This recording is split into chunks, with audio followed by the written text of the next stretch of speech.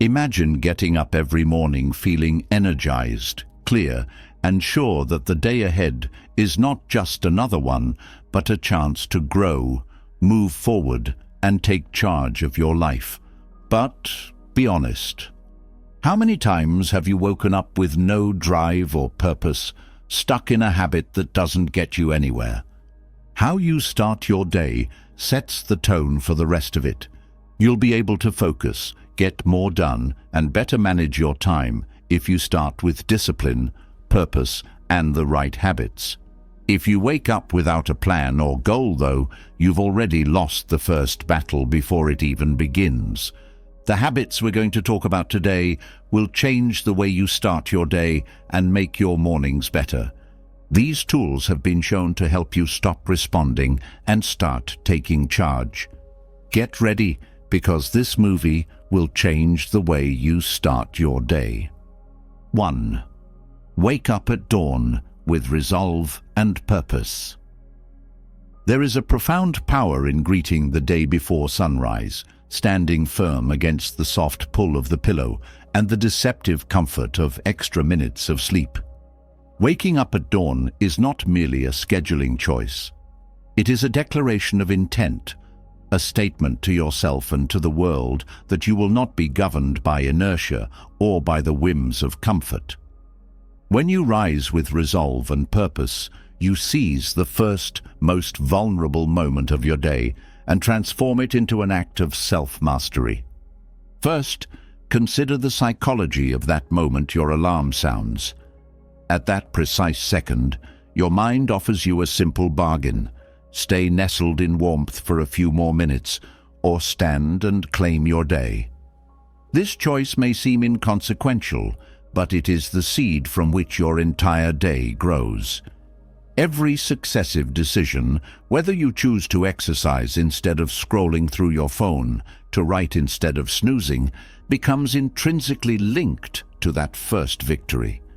Marcus Aurelius himself, though emperor of Rome with infinite duties, resisted his natural slumber to cultivate discipline. He understood that the discipline to act when it is hardest is the same force that carries him through the challenges of statecraft. To transform dawn into a fortress of purpose, cultivate 3 foundational practices. First, anchor your reason for rising. The night before, ask yourself, what is the single most important action I intend to take in the first minutes of my morning? Whether it is writing in a journal, doing a brief meditation, or performing a set of stretches, commit to that one ritual. Record it visibly on a sticky note by your bedside or in your phone's reminder, so that your mind awakens not to indecision, but to clear purpose. Second, design a tangible trigger that bypasses temptation. Place your alarm across the room so that turning it off forces you out of bed. Lay out workout clothes, notebook, or running shoes at eye level before you sleep. These physical cues prime your body to move, interrupting the default script of 5 more minutes. Third, cultivate gratitude as you rise.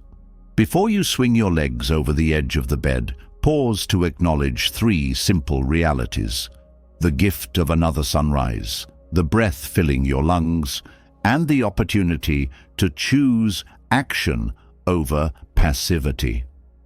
This brief moment of gratitude shifts your mindset from "I have to" "I get to," infusing your resolve with positivity rather than duty alone.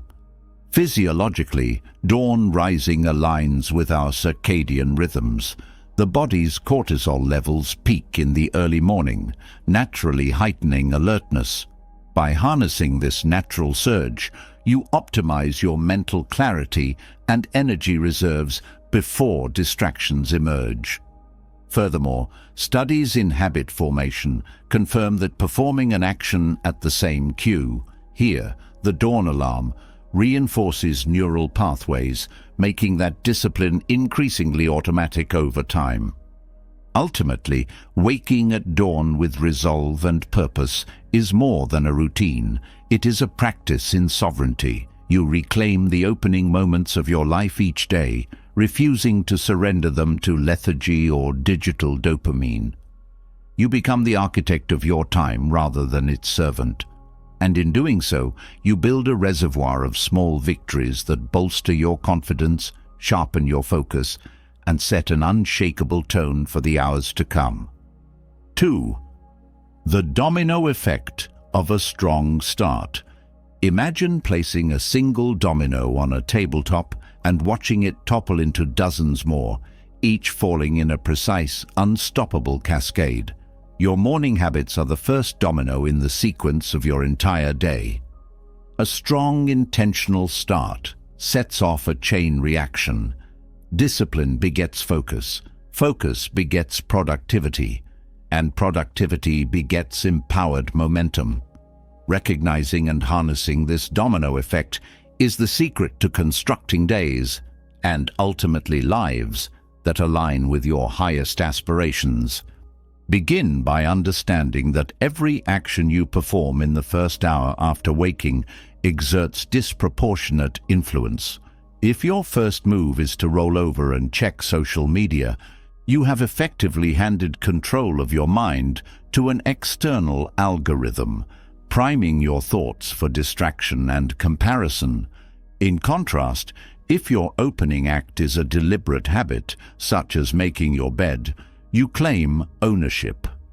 Admiral William H. McRaven famously emphasized that every morning you make your bed is the first win of the day, instilling a sense of order and signaling to yourself that you follow through on commitments.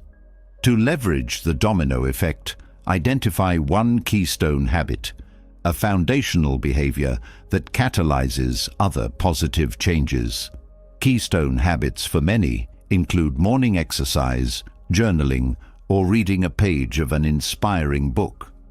Choose a habit that resonates with your goals.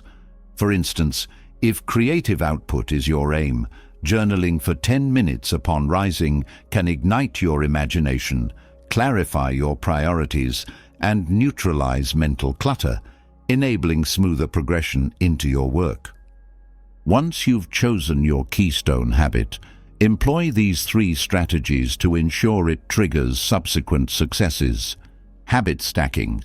Anchor your keystone habit to an existing routine. If you brew coffee first thing, use that ritual as a cue.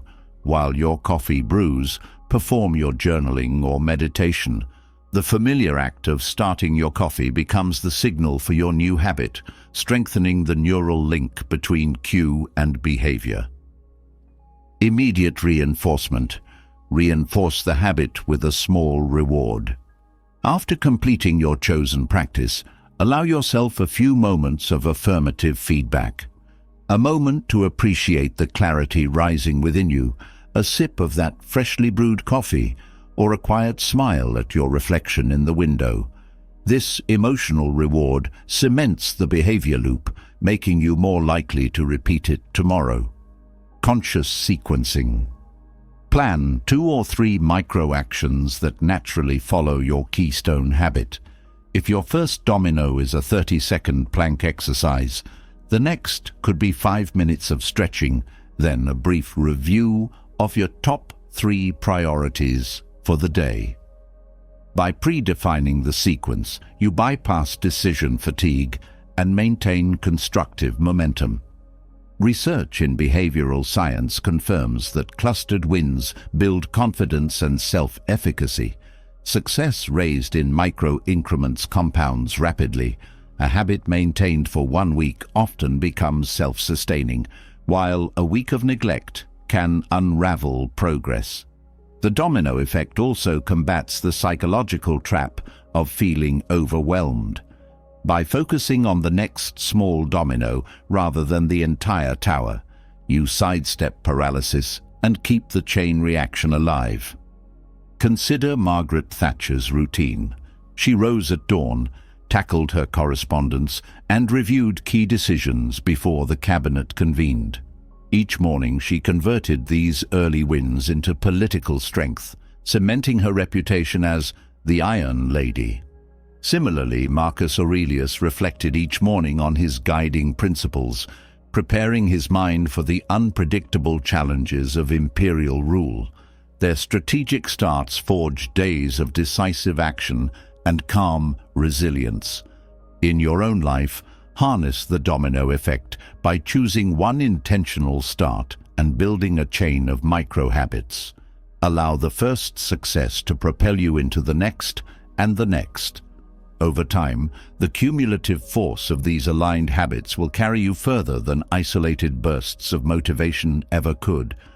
When you master the sequence of your morning dominoes, you transform each day into an unstoppable force of purpose, productivity, and personal power. 3. Keep your body active to improve your well-being. Physical movement is more than a ritual for athletes or fitness enthusiasts. It is the cornerstone of mental resilience, emotional stability, and sustained energy.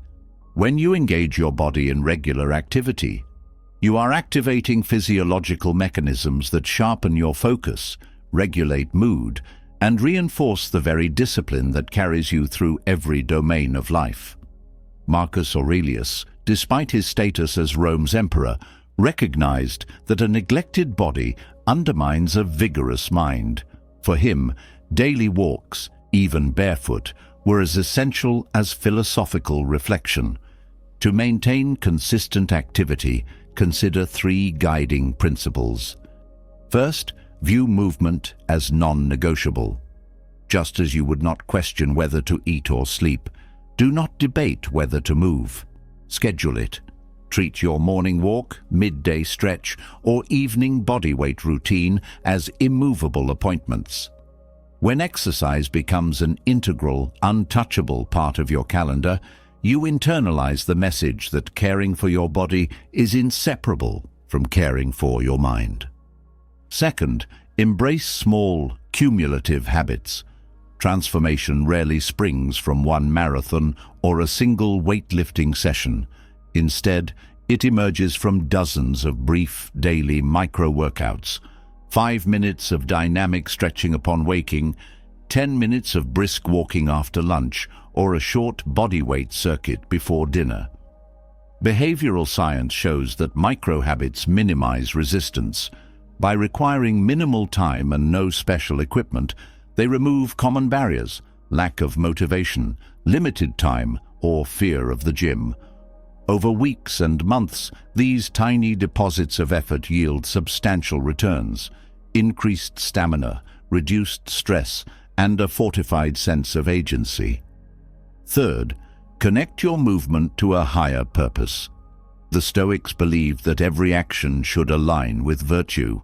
When you push through discomfort in a set of squats or a timed plank, remind yourself that you are cultivating courage, temperance, and self-mastery. This reframes exercise from a self-indulgence or chore into a practice of character building. You become the architect of your own fortitude. Physiologically, movement stimulates the release of endorphins and brain-derived neurotrophic factor, BDNF, chemicals that enhance mood, sharpen memory, and protect neural pathways. Cardiovascular activity increases blood flow to the prefrontal cortex, improving decision-making and emotional regulation. Strength training elevates testosterone and growth hormone, supporting confidence and vitality. By integrating movement throughout your day, you maintain steadier blood sugar, balanced hormones, and clearer thinking, antidotes to midday slumps and the reactive stress that arises when crises strike. Practical implementation might look like this. Upon waking, spend 3 minutes practicing deep breathing and dynamic limb swings. During your workday every hour, stand and perform 30 seconds of calf raises or desk push-ups. In the evening, before dinner, take a 10-minute walk outdoors. These anchoring moments of activity disrupt prolonged sedentary stretches, resetting your circulation and mental clarity. Moreover, consistent movement builds momentum in other areas of life. When you've honored your commitment to physical discipline, you strengthen your belief in follow-through. That 10-minute walk today becomes the precedent that compels you to meditate, journal, or tackle a challenging task tomorrow. The compound effect of aligning body and mind propels you toward elevated productivity, deeper resilience, and a sense that you can meet any challenge, internal or external, with composure and strength. 4. Value what you have. True abundance is never found in acquisition alone, but in the appreciative gaze we train on the life already unfolding around us. Every morning, before the noise of obligations and distractions floods your mind, pause to recognize the simple miracle of your existence, the breath that sustains you, the beating of your heart, the clarity of your senses. Marcus Aurelius wrote that he began each day by reminding himself of the good in his life, from family and friends to the opportunity to act virtuously. Cultivating gratitude is not a fleeting emotion, but a deliberate discipline that anchors you in contentment and fortifies you against despair. Begin by noticing 3 things you often overlook. Perhaps it is the roof over your head, the ease of moving freely, or the nourishment in your kitchen. Write these down in a gratitude journal, 3 new items every day. The act of writing crystallizes your appreciation, signaling to your brain that these ordinary elements are, in fact, extraordinary gifts. Over time, this practice rewires neural pathways, making your mind more attuned to blessings rather than deficits. Next, shift your language. Replace "I have to" with "I get to." When you say, "I get to prepare breakfast" or "I get to walk to work," you transform obligations into privileges. This subtle reframing shifts your emotional baseline from resistance to enthusiasm. Studies in cognitive psychology show that linguistic restructuring, choosing empowering words, can significantly improve motivation and decrease stress. Another potent method is the pre-mortem gratitude exercise, a Stoic-inspired twist on negative visualization. Imagine you have lived a long, fulfilling life and are looking back. What small things would you wish you had appreciated more? Your ailing health, a loved one's laughter, the warmth of sunlight on your skin. By contemplating the fragility of these blessings, you estrange complacency and awaken a profound resolve to treasure them daily. Gratitude also amplifies resilience. When setbacks arise, missed deadlines, interpersonal conflicts, or unexpected hardships, the inner bank of appreciation cushions your psyche. You remind yourself, even in this challenge, I have supportive friends, skills I've honed, and opportunities to learn. This balanced perspective prevents adversity from derailing your equilibrium. Practically, integrate gratitude triggers throughout your day. Set periodic alarms to pause for 10 seconds of appreciative reflection. Place visual cues, a family photo, a plant on your desk, a piece of art, within your sightline to spark quick acknowledgement of life's richness. Share your gratitude. Send a brief note to someone who contributed positively to your day. The act of expressing thanks deepens social bonds and returns positive affirmation, reinforcing the cycle of appreciation. Ultimately, valuing what you have is not about settling for less, but about recognizing that you already possess more than you often realize. Gratitude does not contradict ambition. Rather, it enriches it. When you pursue goals from a foundation of abundance, you operate from a place of confidence and joy rather than from fear or lack. Over time, this perspective magnetizes further blessings, opportunities, relationships, experiences, because you carry a mindset attuned to recognizing and creating value. By making gratitude your daily discipline, you transform every dawn into a reminder of life's generosity and every dusk into a testament to growth and fulfillment. In this way, the habit of valuing what you have becomes both the engine and the compass of a well-lived life. 5. Anticipate the day's challenges. Negative visualization. Anticipating the day's challenges through negative visualization is a powerful mental rehearsal technique borrowed from Stoic philosophy.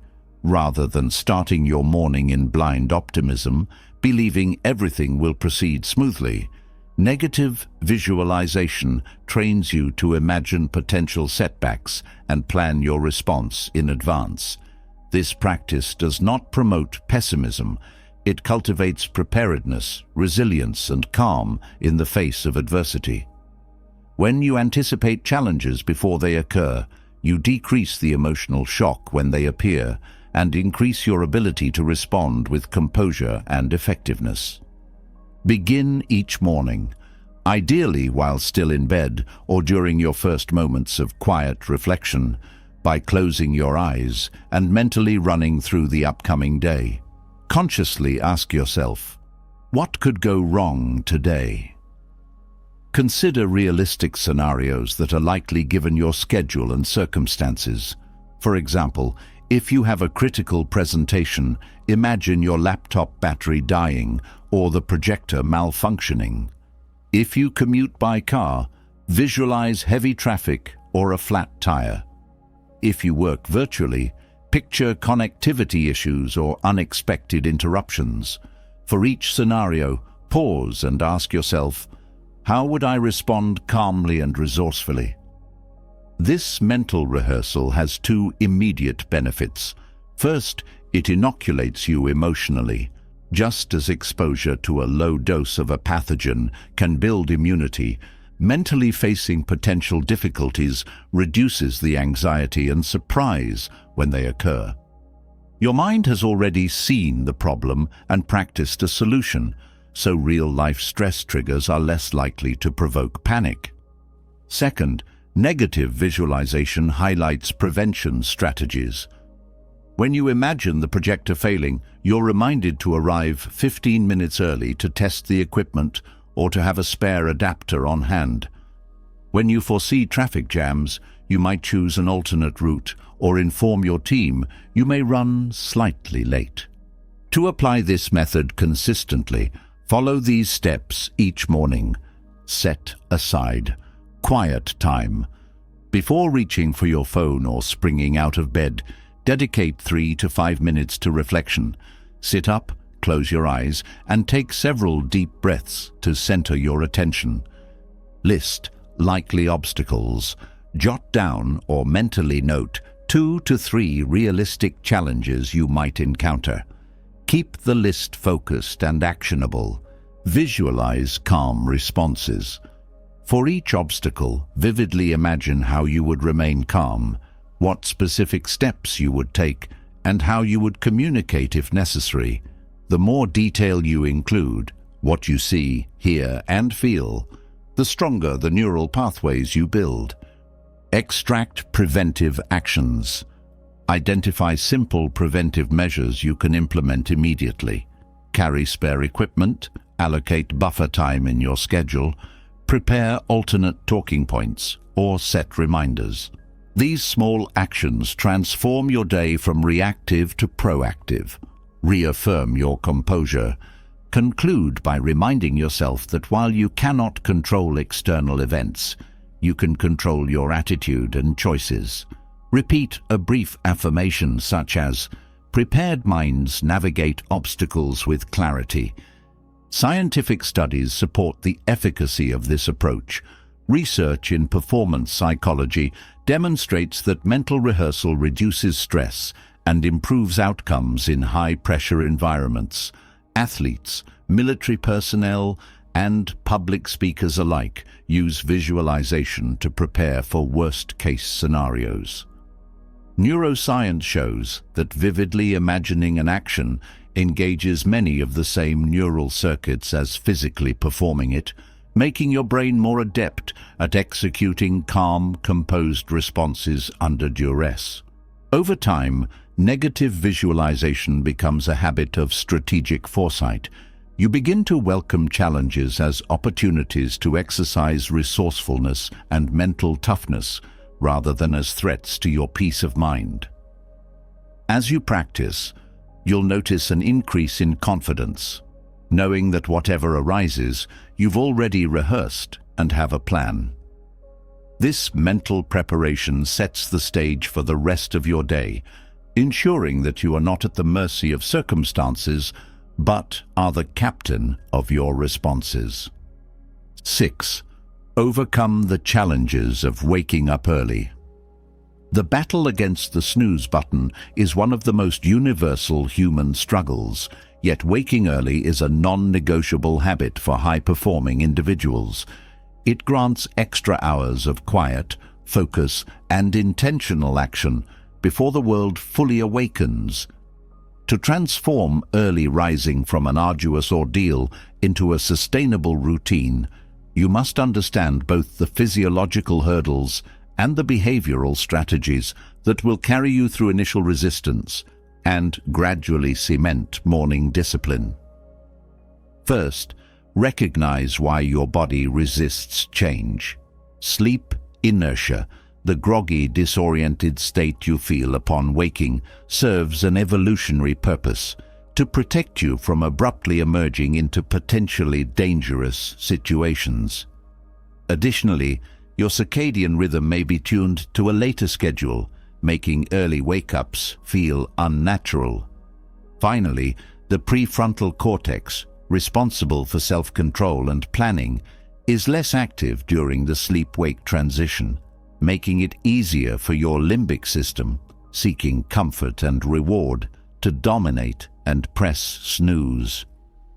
To overcome these physiological and psychological barriers, apply a phased, strategy-driven approach, gradual adjustment.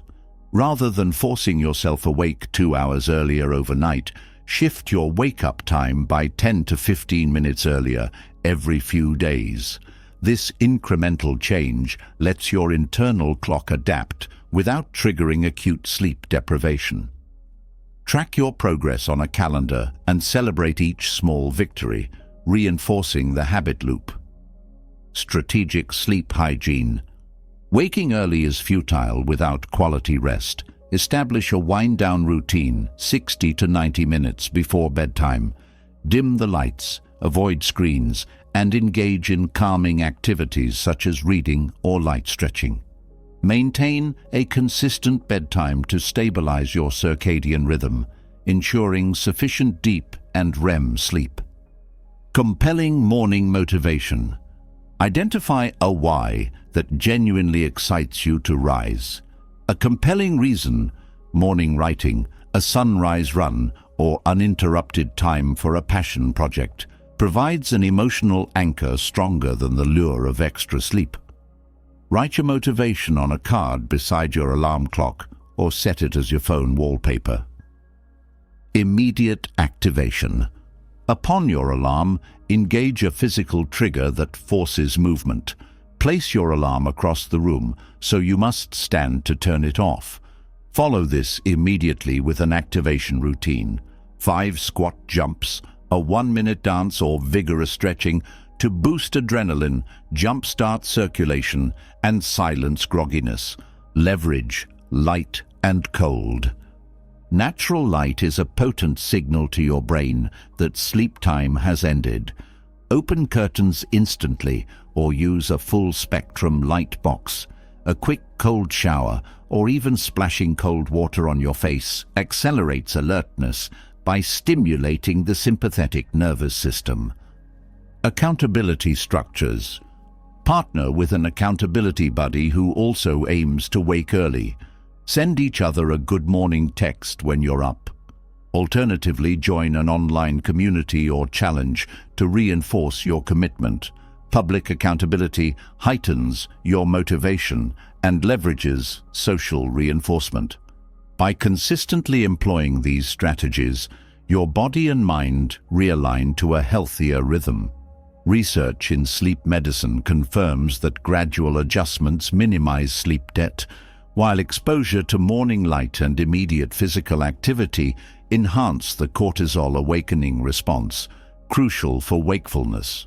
Behaviorally, embedding compelling motivations and accountability transforms groggy mornings into energized beginnings. Ultimately, overcoming the challenges of waking early empowers you with valuable, uninterrupted time.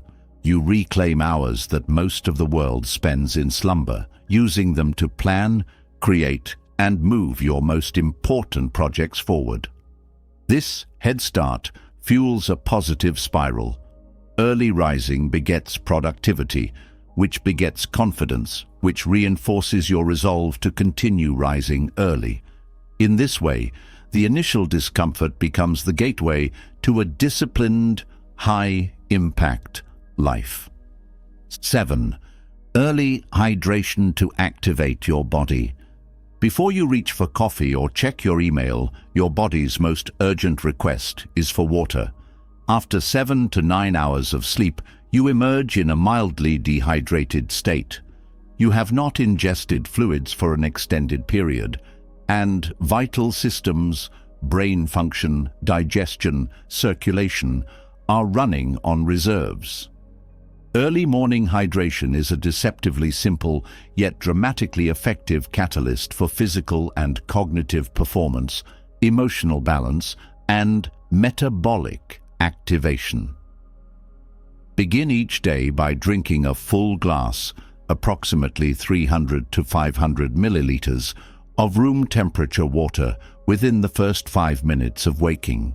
Doing so accomplishes several physiological and psychological objectives: replenishment of lost fluids.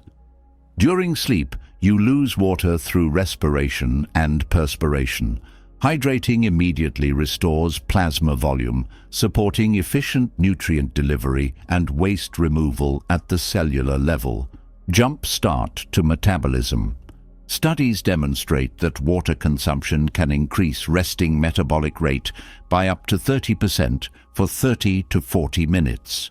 Early hydration thus serves as a natural metabolic boost, supporting weight management and energy regulation throughout the day. Enhanced cognitive function.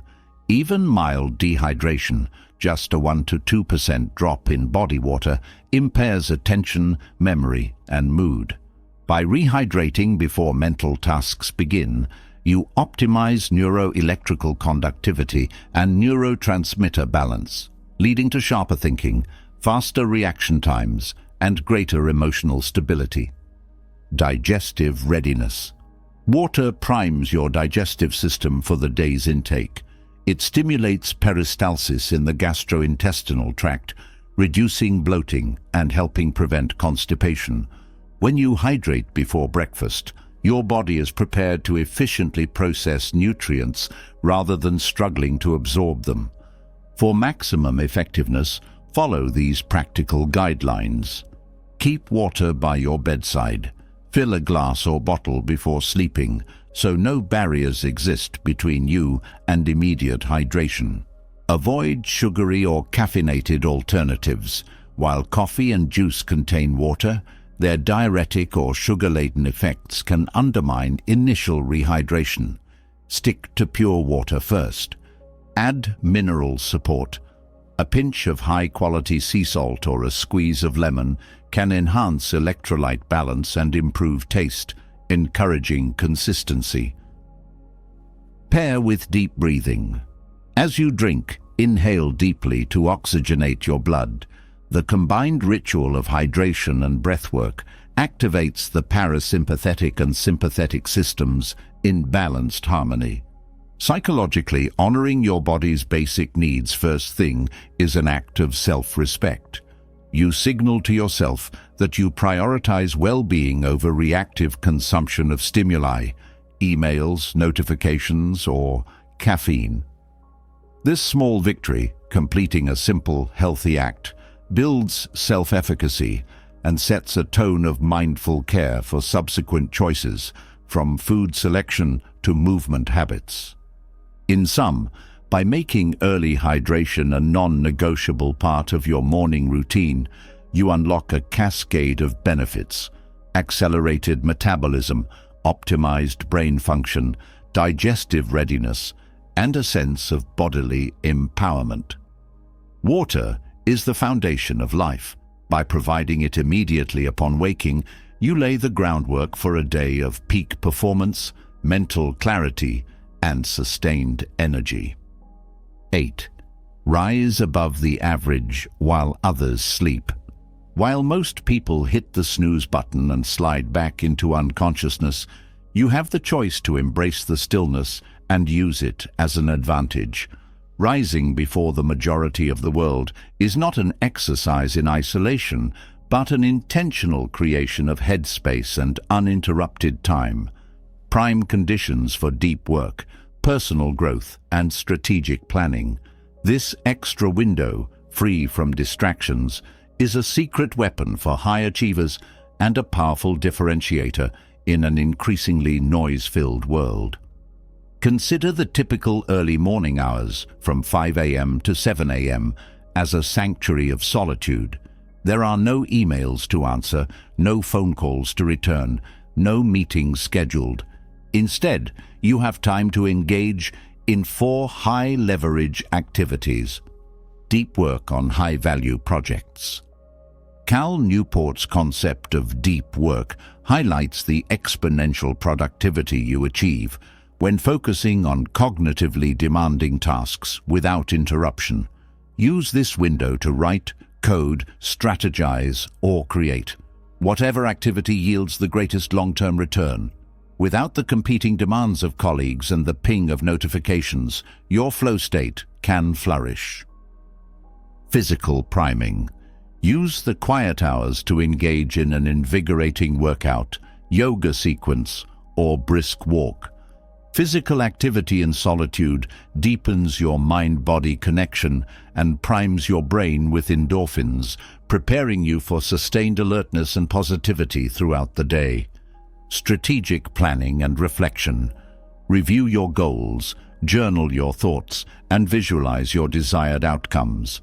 This practice aligns your subconscious with your highest priorities and ensures that when the world awakens, you move forward with clarity rather than being pulled into reactive tasks. Skill, acquisition, and learning. Dedicate time to reading, language practice, or skill development. Learning in the morning, when mental acuity is at its peak, yields higher retention and deeper comprehension. To make this habit stick, follow these steps. Define your non-negotiables. Decide in advance the specific activities you will undertake during early hours, whether it's a 45-minute writing block or a 30-minute workout. Clarity prevents decision fatigue. Protect the time rigorously. Treat your early morning as a sacred appointment. Inform family or housemates of your regimen to minimize interruptions. If needed, use white noise or noise-canceling headphones to maintain focus. Celebrate small wins. Acknowledge the pride and momentum you feel each time you maximize this window. Over time, the emotional reward of progress will reinforce your commitment. Monitor and adjust. Periodically assess how you use this time. Are you making progress on your highest priorities? If not, refine your schedule and activities to better align with your goals. Empirical evidence illustrates that morning people, those who self-identify as early risers, report higher levels of proactive behavior, planning, and life satisfaction. The psychological concept of anticipatory coping also demonstrates that engaging in effective, goal-directed actions before stresses emerge significantly reduces anxiety and boosts performance. By rising early, you preemptively shape your day rather than merely reacting to it. In essence, rising above the average while others still sleep is both a habit and an advantage. It grants you exclusive, undisturbed time for your most important work, enhances your physical and mental vitality, and empowers you to lead each day rather than be led by it. Over months and years, this consistent edge compounds, distinguishing you from the crowd and propelling you toward extraordinary achievement. 9. Practice virtue from the moment you awaken. The split second you open your eyes each morning offers a powerful choice: to succumb to comfort or to stand in deliberate moral intention. Practicing virtue from the very moment you awaken means deciding that your first breaths and movements will reflect the qualities you most admire: integrity, courage, temperance, and wisdom, rather than lazy indulgence or reactive inertia. When the alarm sounds, you might feel the temptation to linger under the covers. Yet, the moment you push yourself upright, stretch your limbs, and speak to yourself with kindness instead of self-criticism, you transform a simple act into an affirmation of who you choose to be. This morning ritual need not be long. A silent declaration of purpose: I will act with honesty, I will meet challenges with courage, or I will extend compassion to others, sets an internal compass that resonates throughout the day. As you perform small tasks, making your bed, washing your face, buttoning your shirt, remind yourself that these mundane actions are expressions of self-respect and discipline. Through this daily practice, you forge a mental habit loop. Virtue begets virtue. The more you begin your days consciously aligned with your values, the more naturally subsequent decisions will flow from that foundation. When ethical dilemmas or moments of frustration arise, you draw on the reservoir of moral discipline you've cultivated each dawn. In essence, practicing virtue first thing is an investment in an unshakable character, quietly ensuring that even your smallest choices echo your highest ideals. 10. Wake up at the same time every day. Consistency in wake-up time is a subtle yet transformative discipline. By rising at the same hour each morning, weekdays and weekends alike, you synchronize your physiology, sharpen your mental focus, and cultivate a profound sense of reliability in yourself. Your body's circadian rhythm, that internal timekeeper regulating sleep, hormone cycles, and energy levels, thrives on regularity. When you resist the urge to sleep in on Saturdays or shift your schedule arbitrarily, your internal clock learns to anticipate rest and alertness with precision. You begin to wake naturally, free from grogginess and dependency on caffeine jolts. Beyond the physical benefits, a consistent rising time fosters self-trust. Each morning you honor your commitment to a fixed wake-up. You reinforce your belief in your own follow-through. That trust carries into your professional and personal life. You become someone whose word, starting with the promise to yourself, is dependable. Over time, erratic mornings give way to seamless starts, and your days gain structure and calm.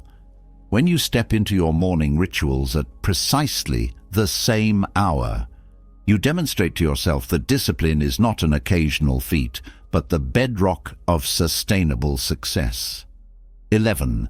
Feed your mind with something motivating every morning. Immediately upon waking, your mind resembles freshly tilled soil, highly receptive to the first seeds you plant. If that first input is a barrage of negative headlines, social media drama, or trivial notifications, you're sowing weeds of anxiety and distraction. Instead, deliberately nourish your mental landscape with uplifting, inspiring, or educational content that stokes curiosity and confidence. Perhaps you read a passage from a treasured philosophical work, listen to a brief motivational podcast, or recall a personal story of triumph that reminds you of your own resilience. By selecting content that aligns with your aspirations, whether a few lines of poetry, a transformative quote, or a 10-minute audio clip, you prime your neural circuits for positivity and purpose. Neuroscience confirms that early morning stimuli significantly influence neurotransmitter balance, enhancing dopamine and serotonin levels to boost mood and creativity. This initial act of self-care builds a protective buffer against stress, making you less likely to drift into reactive or unproductive behaviors. Over weeks and months of this intentional practice, a virtuous cycle emerges. Motivated mornings beget energized days, and energized days reinforce your commitment to purposeful beginnings. 12. Reflect on memento mori. Memento mori, remember you must die, is a Stoic tool for clarifying priorities and igniting urgency. Rather than a morbid fixation, this practice is a compassionate reminder that life is finite and that each moment holds irreplaceable value. Each morning, take a brief moment to contemplate the impermanence of existence, the inevitability of change in your relationships, health, and circumstances. Ask yourself what matters most if today were your last full day. Would you delay important conversations, meaningful projects, or acts of kindness? By facing mortality with calm acceptance, you dissolve trivial anxieties and heighten your appreciation for the gift of time. Research in existential psychology shows that those who integrate mortality awareness into daily routines prioritize enduring values, love, growth, authentic contribution, and report greater life satisfaction. This clarity transforms your to-do list. Tasks imbued with purpose receive your fullest effort, while distractions lose their allure. Reflecting on memento mori each morning aligns your intentions with the reality that every sunrise is both precious and provisional. 13. Expose yourself to early morning sunlight. Morning sunlight is nature's most potent cue for resetting your internal clock. Within 30 minutes of waking, stepping outside or opening your curtains to let direct rays touch your eyes and skin triggers a cascade of physiological responses. Cortisol levels rise appropriately, signaling alertness, while melatonin suppression readies you for deeper rest at night. The invigorating warmth and soft glow of dawn enhance mood regulation, stabilize energy throughout the day, and sharpen mental clarity. Even on overcast days, 5 to 15 minutes of outdoor exposure is sufficient to synchronize your circadian rhythm. Resist the temptation to reach for screens first. Instead, breathe deeply, feel the air on your skin, and absorb the colors and sounds of the morning. This ritual not only optimizes sleep-wake cycles, but also anchors you in the natural world, reminding you that your well-being is entwined with the rhythms of light and life. 14.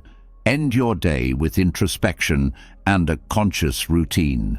How you conclude your day sets the stage for tomorrow's quality of rest and readiness. Rather than collapsing into mindless screen time, allocate the final 30 to 45 minutes before sleep to reflective practice and calming rituals. Recall the day's events with balanced objectivity, celebrate your accomplishments, acknowledge missteps without judgment, and extract lessons for growth. This compassionate review cultivates continuous self-improvement and dispels lingering stress. Pair introspection with a soothing routine. Dim ambient lights, engage in gentle stretching, journal your thoughts, or read a few pages of a philosophical text.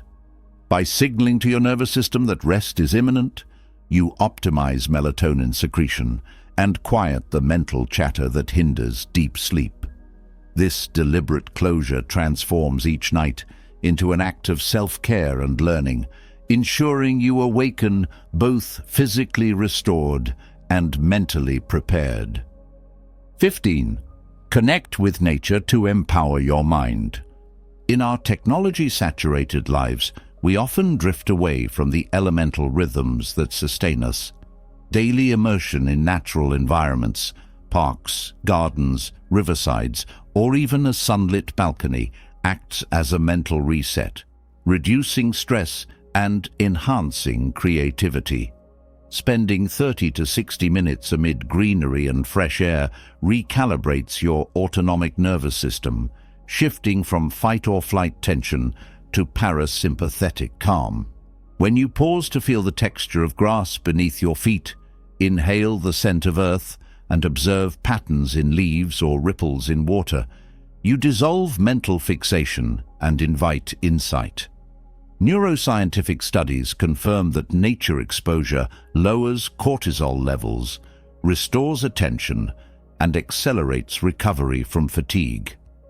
By weaving this practice into your routine, morning walks, lunchtime park breaks, or evening woodland strolls, you amplify cognitive resilience and emotional equilibrium.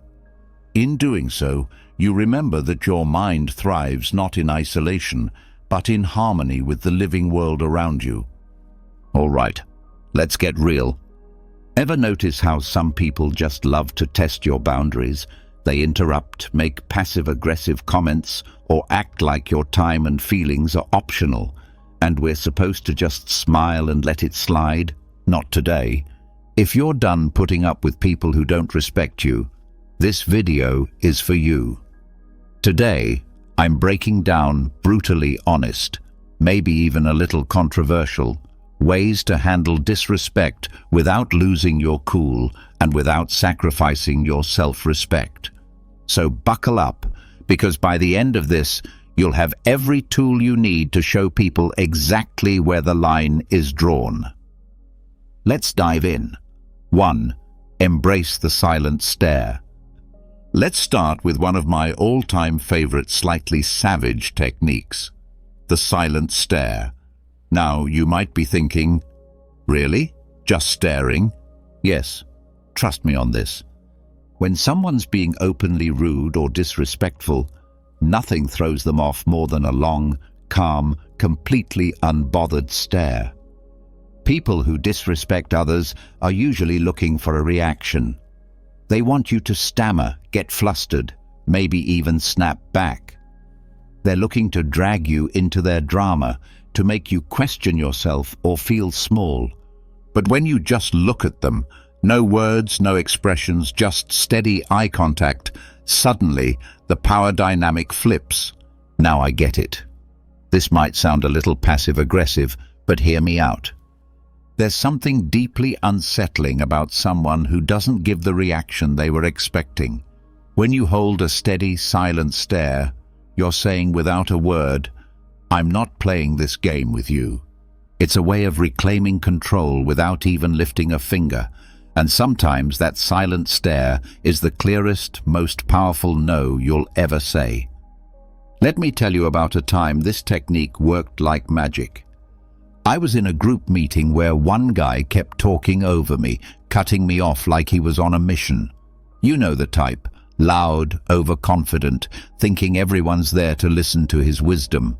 I tried interjecting. I tried being polite, but he wouldn't stop. So finally, I just looked at him. I leaned back in my chair, crossed my arms, and held his gaze. No blinking, no expression, just stared. For 5 solid seconds, I said nothing. You could feel the tension build. And the best part? Everyone else at the table started looking at him too, wondering what he'd do. You know what happened? He got uncomfortable, stumbled over his words, and suddenly looked anywhere but at me. He didn't interrupt me for the rest of the meeting. That silent stare did more than any words could have. And it didn't just stop his behavior in the moment. He actually started treating me with more respect after that, as if he'd finally realized I wasn't someone he could just bulldoze. Sometimes you have to show people who you are without saying a word. Let's dig a little deeper, because this is more than just a power move. When you embrace the silent stare, it's like a reminder to them and to yourself. that you don't have to dance to someone else's tune. You don't owe anyone an emotional reaction, and you don't have to prove yourself to people who don't see your worth. This is about reclaiming your space, your peace, and your dignity. Too often, when someone is disrespectful, we feel an urge to defend ourselves, to make our case, or worse, to let it slide because we don't want to create a scene. But the silent stare, it's not about being aggressive. It's about showing that you're grounded, unbothered, and unapologetically in control of your own emotions. It's also about accountability. People who are used to disrespecting others often do it without even thinking. They've never been called out, never faced real consequences for treating others poorly. When you give them that silent, deadpan look, it's like you're holding up a mirror. Suddenly, they're left alone with their own behavior. You're not telling them they're wrong, you're showing them. And most people don't like to see themselves like that. That's why this works. I've noticed that the silent stare tactic does more than just get the other person to back off. It also strengthens your sense of self-worth. When you stand there silent and still, you're reminding yourself that their words or actions can't shake you. I used to be the type who'd nervously laugh off rude comments or try to explain myself when someone questioned my choices. But honestly, that just drained my energy and made me feel worse. Learning to just look at someone, to let that silence fill the room without backing down, was a game changer. It feels like a small act of defiance, a quiet but powerful declaration of self-respect. So if someone's being rude, pushing boundaries, or making you feel less than, try the silent stare. Just look at them. Let them feel the weight of your calm. You'll be surprised at how uncomfortable it makes them and how empowered it makes you feel. The silent stare says, "I respect myself too much to get dragged into your negativity," and that's a message worth sending. 2. Embrace silence as your answer. Here's a little secret weapon that's incredibly underrated. Silence. When someone disrespects you, one of the most powerful responses is no response at all. Now I know what you're thinking. Silence feels passive, almost like you're letting them get away with it, right? But here's the truth. Silence is far from passive. It's a choice. And sometimes it's the boldest, loudest answer you can give. When someone's throwing negativity at you, they're trying to pull you into their drama, to make you feel small or defensive. But when you don't engage, when you just let their words hang in the air without responding, it forces them to sit alone with their own behavior. And that silence, it's deafening. Now here's why this works so well. People who disrespect others usually expect a reaction.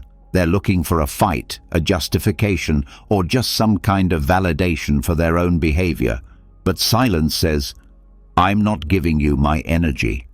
By not engaging, you're keeping control of the conversation and letting them know, "I'm not here to entertain your disrespect." Sometimes the most powerful way to communicate is by not communicating.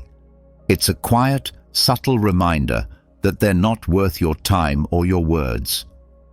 I remember once being in a situation with someone who just couldn't resist making these little digs. You know the kind of person, hides their insults as jokes and tries to pass it off as harmless fun. So one day, he says something completely unnecessary about my work, clearly just to get a rise out of me. Normally, I would have tried to explain myself or maybe even fired back a comment. But this time, I just looked at him, raised an eyebrow, and said absolutely nothing. I let his words hang in the air, letting him feel that awkward, silent pause. And you know what? He didn't know what to do. He looked at me, then looked down, mumbled something, and moved on. That moment was the last time he tried pulling that with me. It was like he realized that if I wasn't reacting, there was no power to be gained. That's the beauty of silence. It starves disrespect of the attention it craves. Here's the deeper message. When you choose silence, you're choosing yourself. You're saying, I value my peace over your opinion of me. And that's not just empowering, it's revolutionary. So often, we feel pressured to respond, to explain ourselves, to defend our choices, or to prove our worth to people who frankly aren't interested in respecting us. But by embracing silence, you're refusing to play by their rules. You're taking a stand without lifting a finger. You're letting them know, you're not worth my words. It's not just about controlling the situation, it's about reclaiming your energy. Silence is like a filter. It keeps your peace intact by blocking out the negativity that others try to project onto you. The moment you stop feeling the need to respond to every rude comment or passive-aggressive jab, you free yourself. You stop giving people access to your inner world, and you start living on your own terms. I'll be real with you. Learning to use silence wasn't easy for me. I used to think that if I didn't defend myself, I'd look weak or passive. But I started noticing something interesting. Every time I responded to people who disrespected me, I'd end up drained and frustrated. But when I held my tongue and let their comments pass by like white noise, I realized I felt lighter, stronger, and more in control. It was like I took back a piece of my power every time I chose silence over reaction. Here's my challenge to you.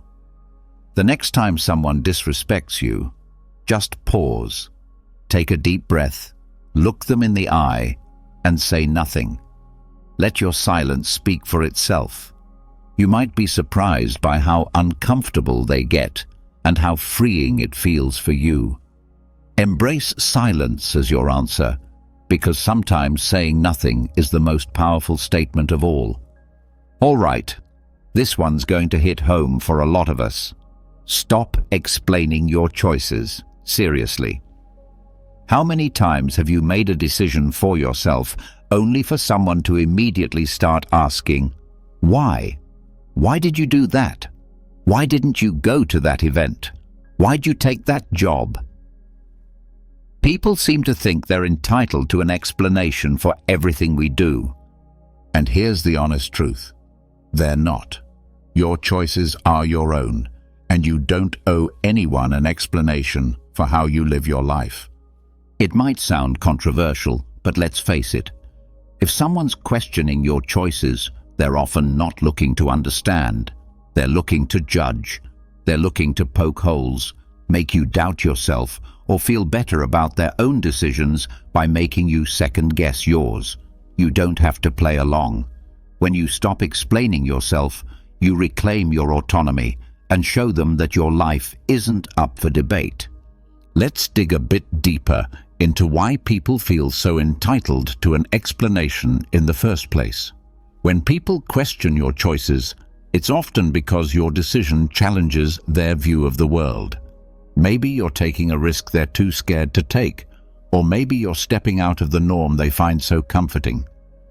Your independence or willingness to do things differently can make them uncomfortable, and asking you to explain is their way of trying to fit you back into their comfort zone.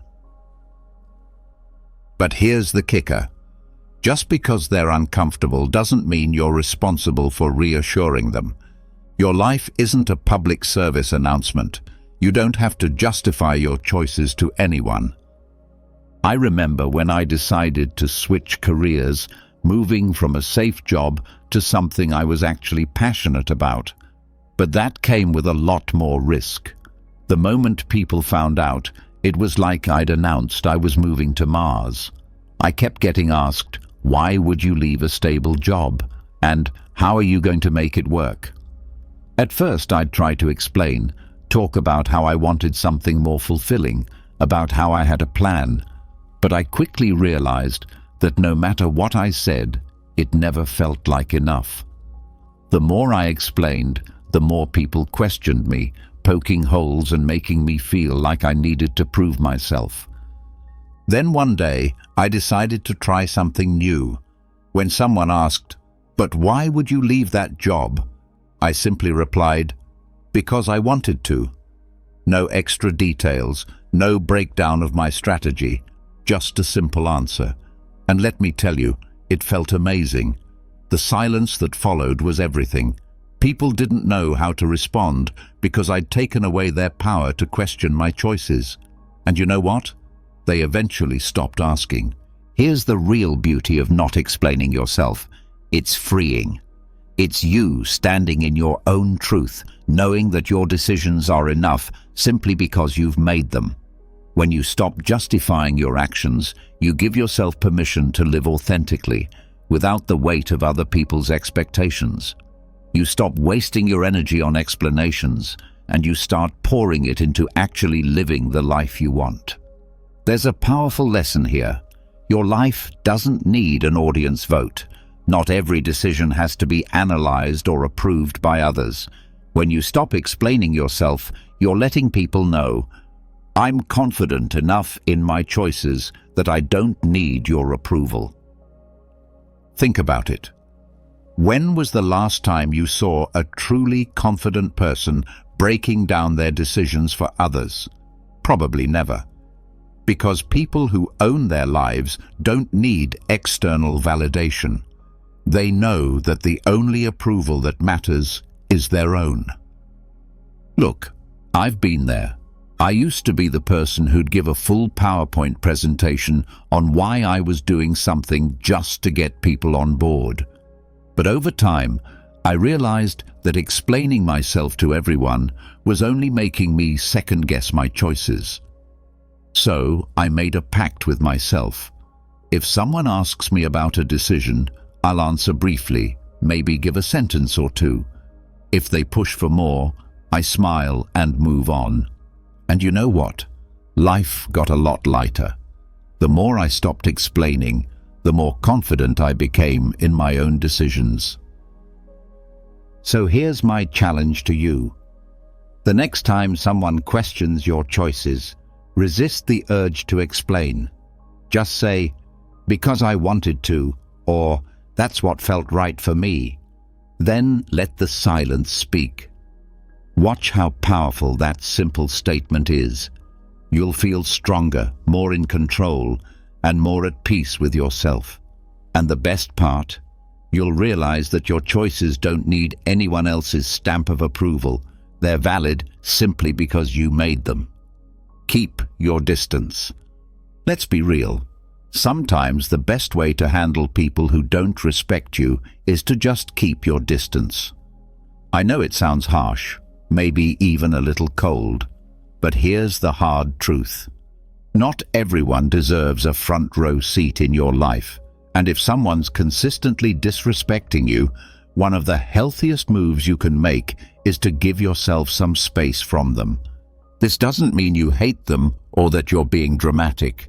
It means you respect yourself enough to protect your energy.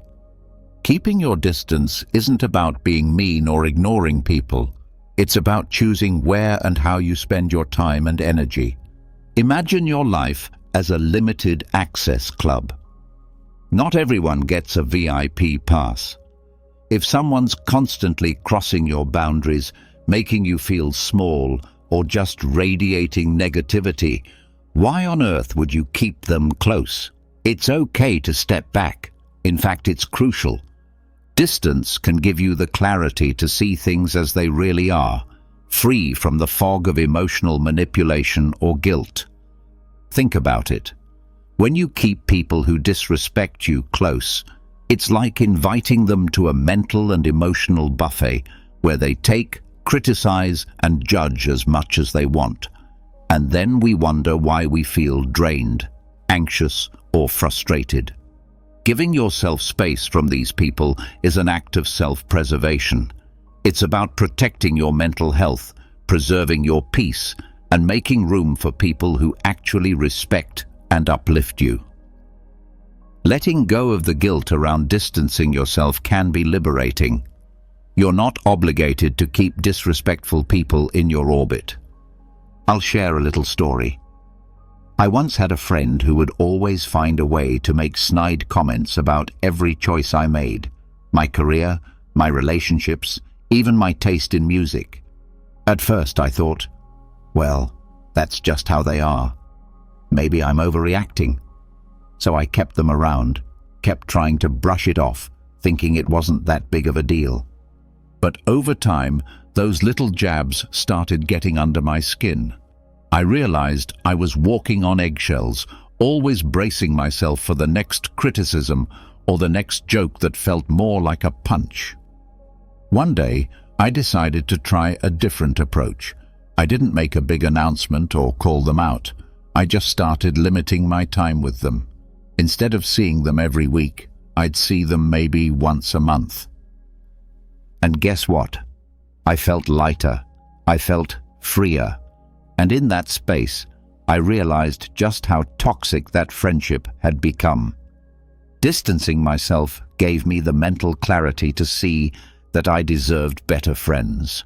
Friends who would build me up instead of tearing me down. Here's the thing. Some people are going to tell you that keeping your distance is selfish. They'll say, but they're family, or you've been friends for years. It can feel uncomfortable, maybe even a little taboo, to admit that someone you know well just isn't good for you. Society tells us to be loyal, forgiving, and nice, but at what cost? Here's a little secret. Protecting your peace isn't selfish, it's necessary. You're not here to be anyone's emotional punching bag or their constant source of validation. Sometimes the best way to show someone you've had enough is by simply stepping back. Here's where it gets deep. Keeping your distance is a powerful reminder that you are your own priority. You don't have to play the role someone else has assigned to you. You don't owe anyone access to your mind, your time, or your emotions. When you put a little space between yourself and disrespectful people, you're making a statement. Your well-being comes first, and that's not just self-care, it's self-respect.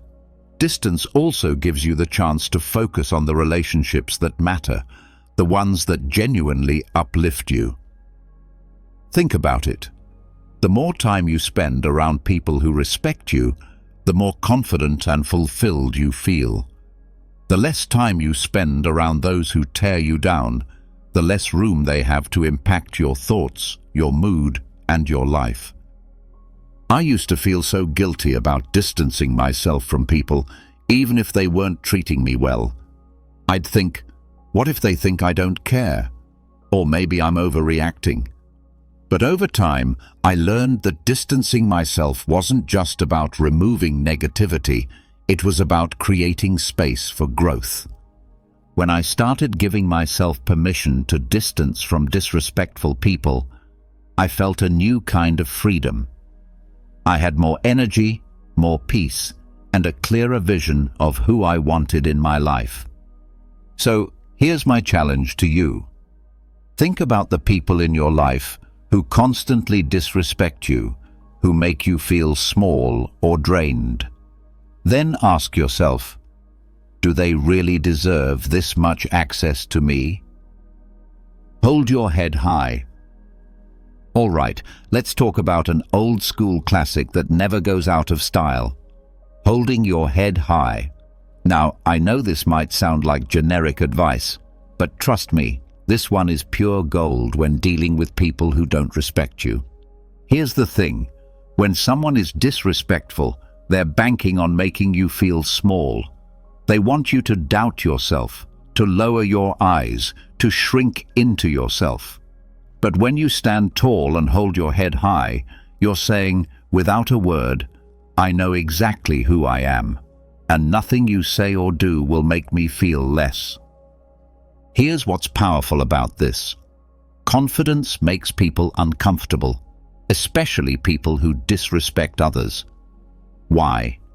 because they rely on the idea that their words or actions have the power to influence you, to control you in some way. When you refuse to let their disrespect touch you, when you literally stand taller and hold your head up high, you're showing them that they don't have the power to bring you down. You're unbreakable, and people who thrive on disrespect don't know what to do with that. It throws them off balance. It makes them question their power, not yours. I remember being in a situation with someone who just couldn't resist throwing little insults my way every time we met. You know the type. Always a smirk, always a joke that feels more like an attack. I used to try and brush it off, but honestly, it got to me. I found myself starting to dread being around them, feeling like I had to defend myself every time. But then, one day, I decided I was done feeling small. I showed up, shoulders back, head high, and every time they made one of their little comments, I just looked them in the eye, smiled, and carried on like nothing had happened. And you know what happened? They actually started backing off. It's like they could sense that their comments weren't reaching me anymore, that I was too far above that nonsense. And suddenly, their power faded. There's something magnetic about holding your head high. It's like a silent force field that says, "I'm untouchable." Now, here's where it gets a little spicy. People who don't respect you often hate seeing you confident. It messes with their worldview. They want to believe they're above you, that they've got something on you. And when you walk around confidently, it disrupts that narrative. To them, it's almost offensive. Society doesn't always know what to do with people who are unapologetically sure of themselves, especially when they refuse to let others' negativity define them. And let's be real, that can make you a bit of a target. But here's the thing.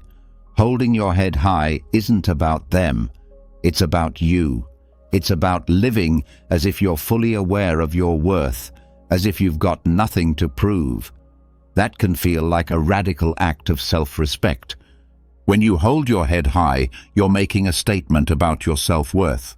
You're declaring that, no matter what, you see yourself as valuable, deserving of respect, and inherently enough. Here's the deeper message. Self-worth isn't something you earn from others. It's something you claim for yourself. No matter what others think or say, you walk through life as if you already have everything you need within you. And guess what? You do. Holding your head high is a constant reminder that you're the main character in your own story. No one else's opinion has the right to make you feel less. The beauty of it? The more you practice this, the less others' disrespect will even register. You'll be too busy living in your own lane, too secure in who you are, to be bothered by anyone else's attempts to knock you down. This didn't come naturally to me.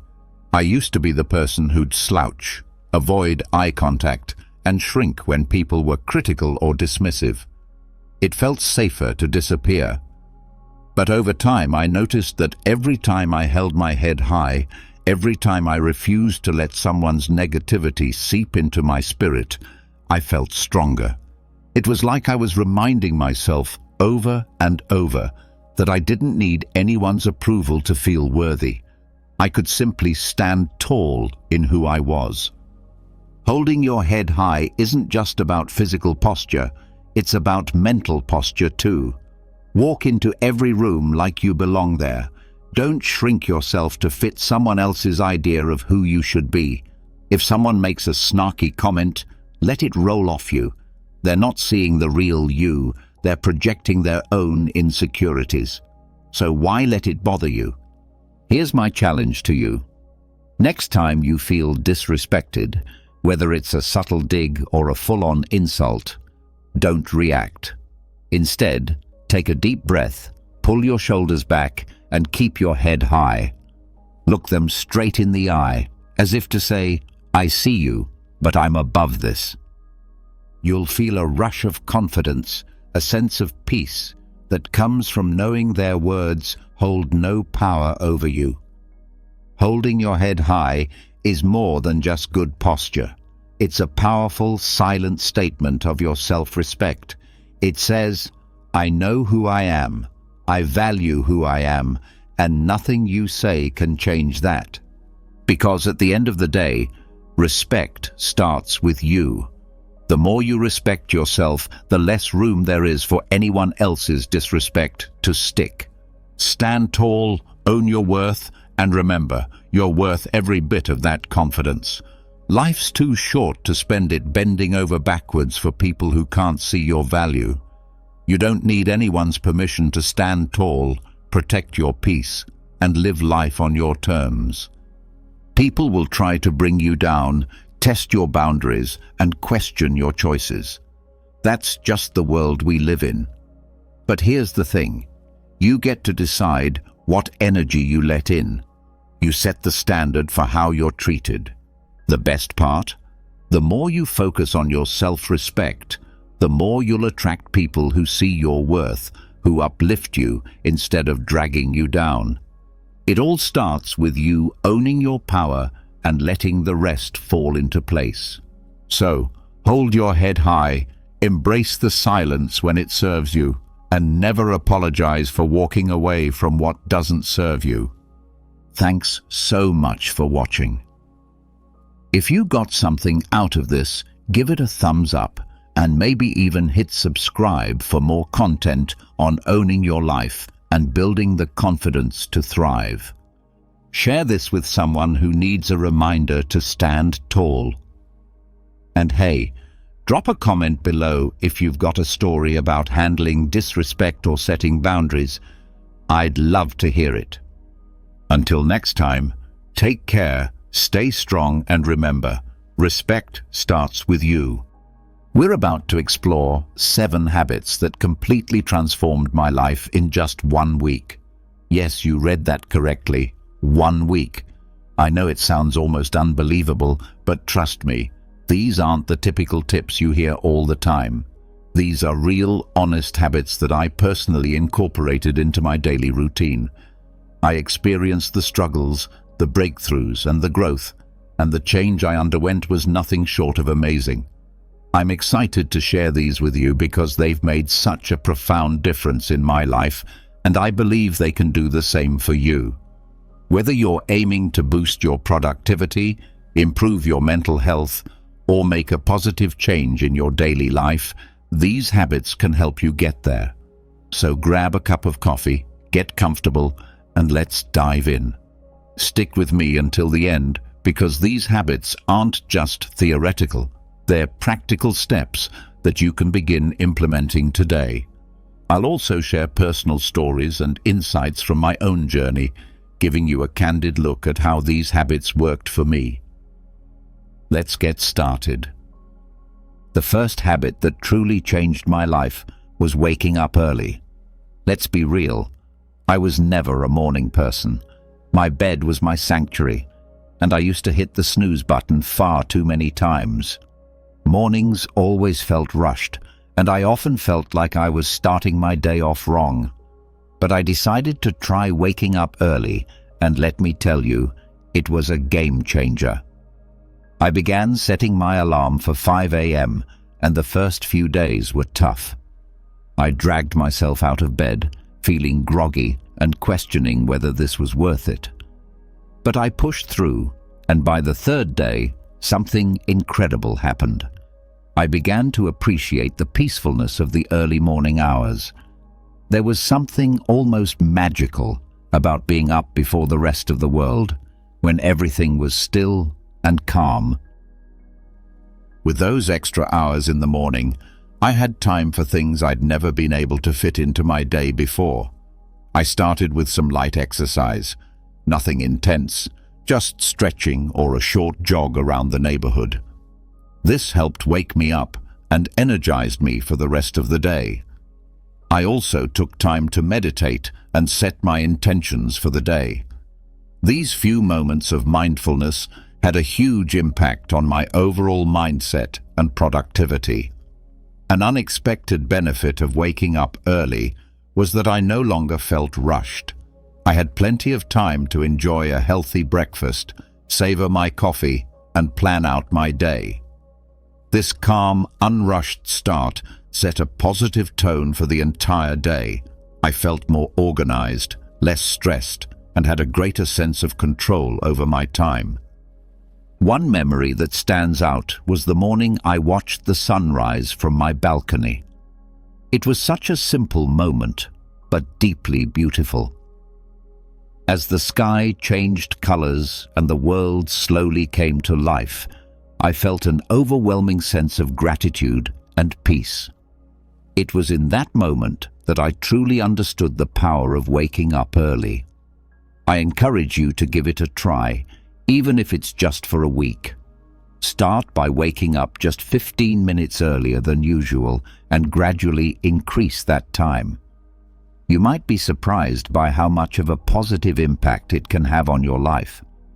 It's not just about gaining extra hours in the day, it's about using those hours to create a more mindful, intentional, and fulfilling start to your day. Speaking of daily habits, daily exercise was habit number 2 that truly transformed my life. Let me be upfront. I wasn't always the most active person. I used to find every excuse in the book to avoid working out. I'm too tired, I don't have time, or I'll start tomorrow. Sound familiar? But one day, I decided that enough was enough. I made a commitment to move my body every single day for a week, and the results were incredible. I started small, just 20 minutes a day, mixing up yoga, jogging, and strength training. I wanted to keep things interesting so I wouldn't get bored and quit halfway through. The first few days were tough. My muscles were sore, and I felt exhausted, but I reminded myself why I was doing this, to feel better both physically and mentally. By the 4th day, something amazing happened. I woke up feeling more energized. My mood had improved drastically. I was less irritable and much more positive. I realized that those 20 minutes of exercise weren't just about burning calories or building muscle. They were about giving myself time to focus on me, to release stress, and to boost my endorphins.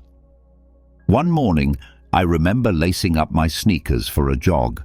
It was a crisp, clear day, and as I ran, I felt a sense of freedom and clarity that I hadn't experienced in a long time.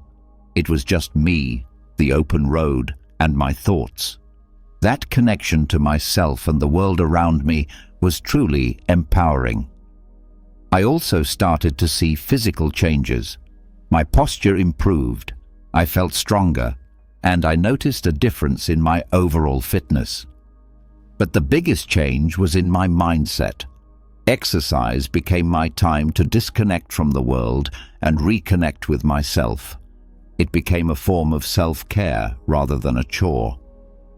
Another personal highlight was trying yoga for the first time. At first, I was hesitant, thinking I wasn't flexible enough or that it wouldn't be a real workout. But after a few sessions, I fell in love with it. Yoga taught me to be present, to breathe deeply, and to listen to my body. It was a transformative experience that went beyond just physical benefits. Incorporating daily exercise into my routine made me realize that taking care of my body directly impacted my mental health and overall happiness. It's not about being perfect or pushing yourself to extremes. It's about finding a form of movement that you enjoy and making it a regular part of your life. So if you're like I was, struggling to get started, my advice is to begin small. Find something you enjoy, whether it's dancing, hiking, or just going for a brisk walk. Commit to just a few minutes a day and gradually build up from there. Trust me, the benefits you'll experience will be well worth the effort. Exercise is a habit that can transform not just your body, but your entire outlook on life. Habit number 3 is journaling. Now, I used to think journaling was just for people who had loads of free time or were naturally introspective. I was skeptical. I mean, who has time to sit down and write about their day when there's so much going on? But after just 1 week of consistent journaling, my perspective completely shifted, and it became a cornerstone of my personal growth journey. I started simple.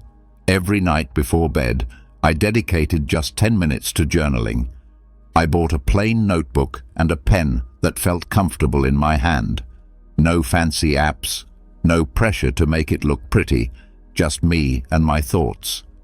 The first night I sat down to write, I didn't know where to begin. But as I kept writing, I found that I was not only reflecting on my day, but also gaining insights into myself, my thoughts, and my emotions. It became an important practice that helped me process my day, focus on gratitude, and set intentions for the future. The first night, I stared at the blank page, unsure of what to write. But then, I began with something basic: how my day went, what made me happy, and what I struggled with. As the days passed, I began to dive deeper. I wrote about my goals, my fears, my dreams, and even my insecurities. It felt like having a conversation with myself, and that's when the magic happened. I started to notice patterns in my thoughts and behaviors. I realized that some of the things I worried about were completely out of my control, while others were areas where I could take actionable steps. One night, I wrote about a particularly stressful day at work. By putting my thoughts on paper, I was able to process my emotions better. I wrote about what specifically stressed me out, how it made me feel, and what I could do differently next time. This simple act of reflection helped me gain clarity and feel more in control of my emotions. Another powerful aspect of journaling was tracking my progress. I noted down small victories and milestones, no matter how minor they seemed. Looking back at these entries filled me with a sense of accomplishment and motivated me to keep pushing forward. For example, I wrote about a presentation I was nervous about and how I prepared for it. Seeing my preparation process and the positive outcome documented in my journal was incredibly encouraging. I also started a gratitude section in my journal. Every day, I wrote down 3 things I was grateful for. This practice shifted my focus from what was lacking in my life to appreciating what I already had. It was a simple yet profound shift that brought more positivity into my daily life. One particularly memorable entry was about a random act of kindness I experienced. A stranger helped me when I was struggling with my grocery bags. Writing about this act of kindness not only made me feel grateful, but also inspired me to pay it forward. Through journaling, I discovered a lot about myself, my desires, my fears, my strengths, and my weaknesses. It became a form of therapy, a way to untangle the complex web of thoughts and emotions that we all carry around. It provided a safe space where I could be completely honest with myself without fear of judgment. If you've never tried journaling, I highly encourage you to start. Don't worry about writing perfectly or having profound thoughts. Just write whatever comes to mind. It could be a stream of consciousness, a recap of your day, or reflections on a specific event. Give yourself the freedom to express whatever you're feeling. You might be surprised at how much clarity and peace it brings into your life. Remember, it's not about what you write, it's about the process of writing itself. Next up, mindful eating. This was a big one for me because, like many people, I used to eat on the go, barely paying attention to what or how much I was consuming. My meals were often rushed and distracted, eaten while scrolling through my phone or working on my laptop. I didn't realize how much this was affecting my overall well-being until I decided to give mindful eating a try for 1 week. Mindful eating is all about paying full attention to the experience of eating and drinking, both inside and outside the body. It's about savoring each bite, noticing the flavors, textures, and even the sounds of your food. So I made a commitment to eat all my meals mindfully. I started by setting the scene for my meals. I cleared my dining table, set a nice place for myself, and removed any distractions. No phone, no TV, no laptop. At first, it felt a bit strange to sit quietly with my meal, but it quickly became a calming ritual. I began each meal with a few deep breaths to center myself and bring my focus to the present moment. One of the first things I noticed was how much more I enjoyed my food. I took the time to really taste and appreciate each bite. Foods I had eaten hundreds of times before suddenly had new, delightful flavors and textures that I had never really noticed. For example, the crunch of fresh vegetables and the sweetness of ripe fruit became much more pronounced. It was like experiencing food in high definition. Another major change was how much more satisfied I felt after meals. By eating slowly and mindfully, I gave my body time to signal when it was full. This was a big shift for me, as I used to eat quickly and often ended up overeating.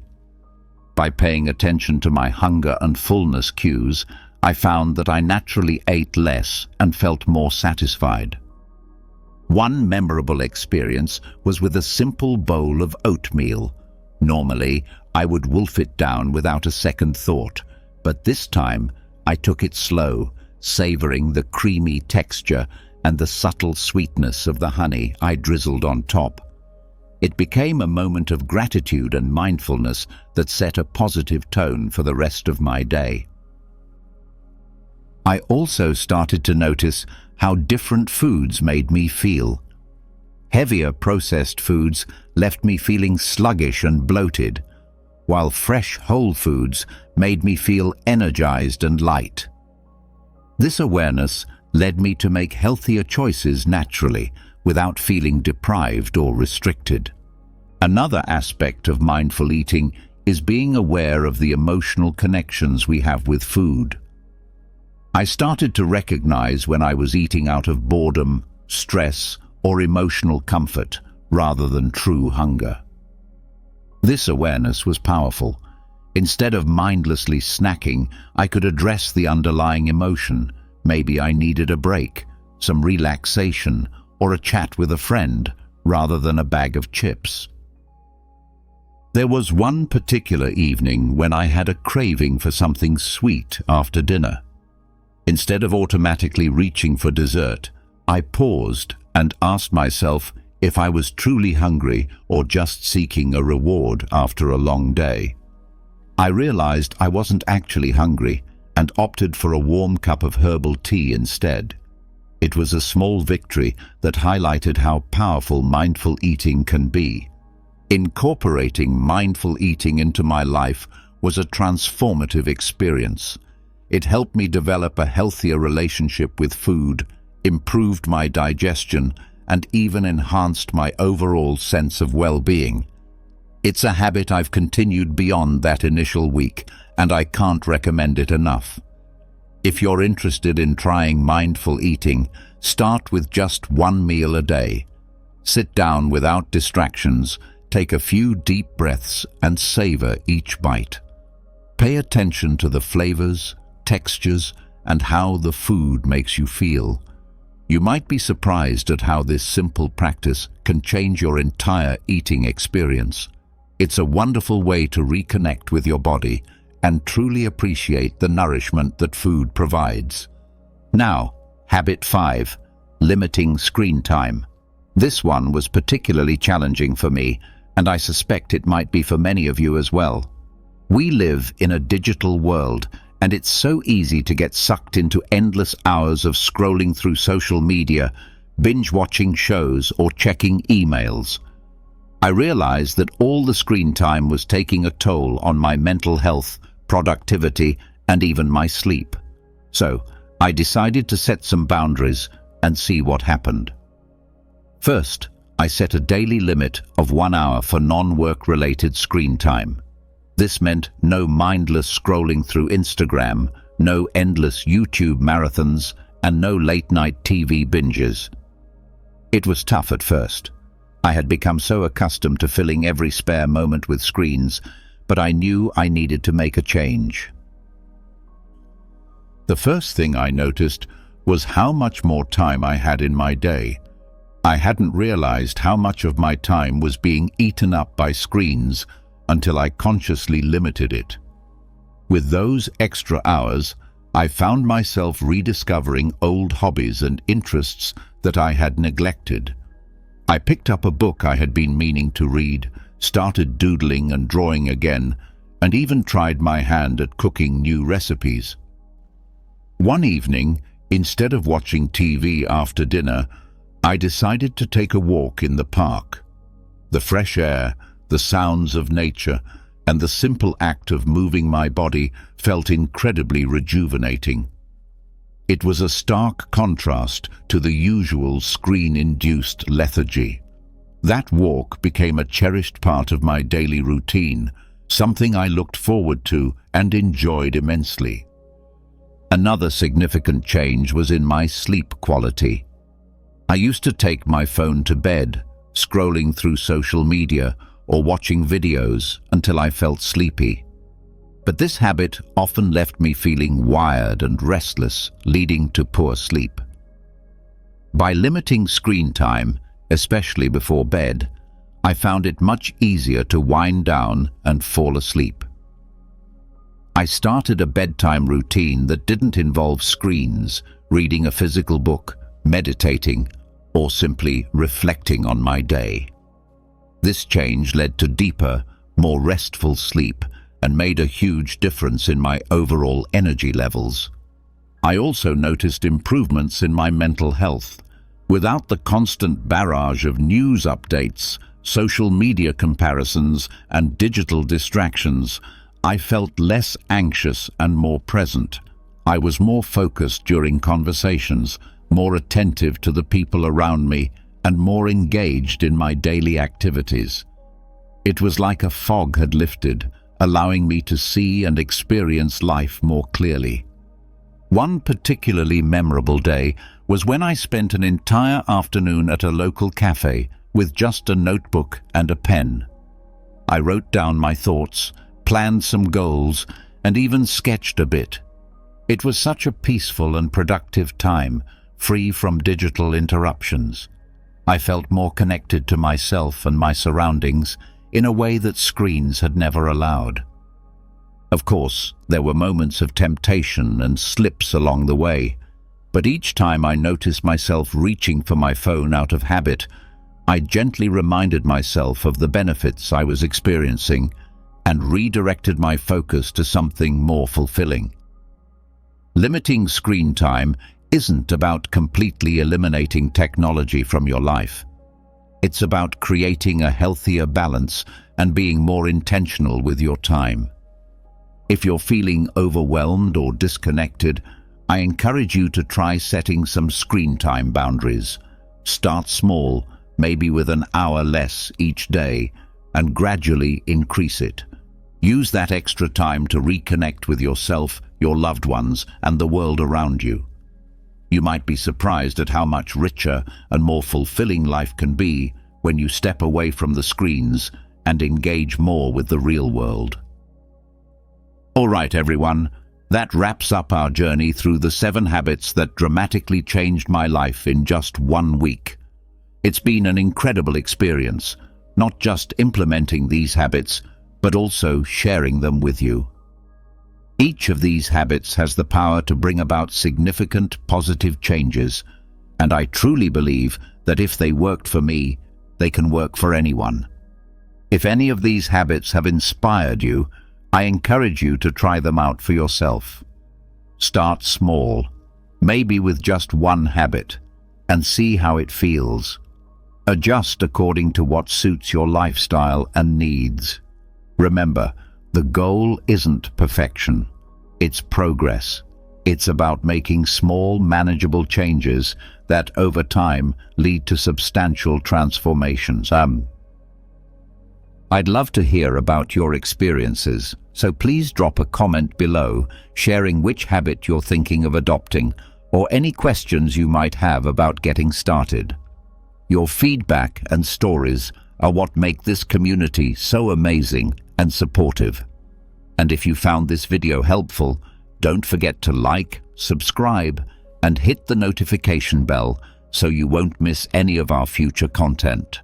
We have lots more insights and tips coming your way that you won't want to miss. Sharing this video with friends or family who might benefit from these habits could also make a huge difference in their lives. Thank you so much for watching, and remember, small changes lead to big results. Let's keep growing, keep evolving, and turn our everyday routines into powerful moments of self-improvement. Did you know that the secret to transforming your life's biggest challenges into your greatest opportunities might have been discovered over 2,000 years ago? Imagine facing life's storms with a calm so powerful nothing could shake your inner peace. Sounds like a superpower, right? Well, it's not just a fantasy.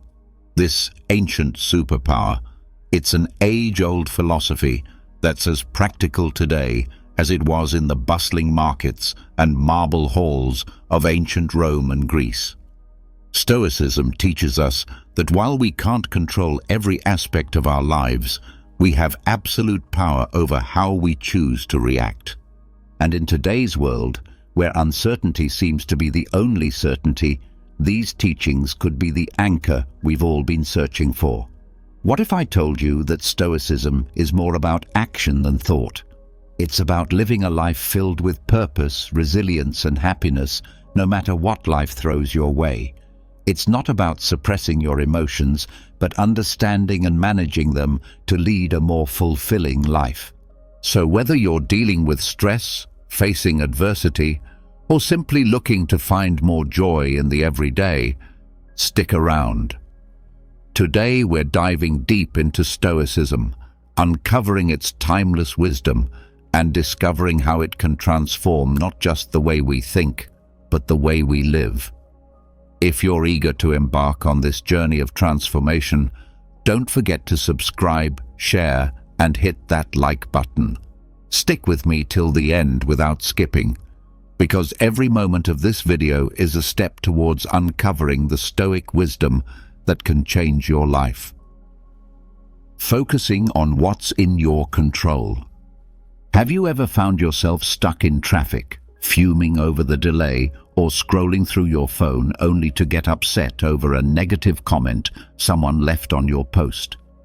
It happens to the best of us. It's almost like our day-to-day life is filled with these little tests, challenging our mood and our peace of mind at every turn.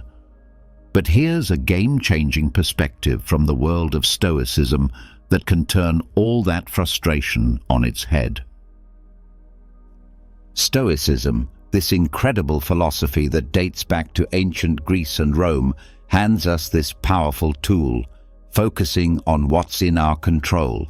The great Stoic philosopher Epictetus once said, "It's not what happens to you, but how you react to it that matters." Think about that for a second. Traffic, bad weather, negative comments, these are all outside our control. We can't change them, no matter how much we wish we could. What we can change, however, is how we react to them. This idea isn't just ancient wisdom, it's backed by modern psychology too.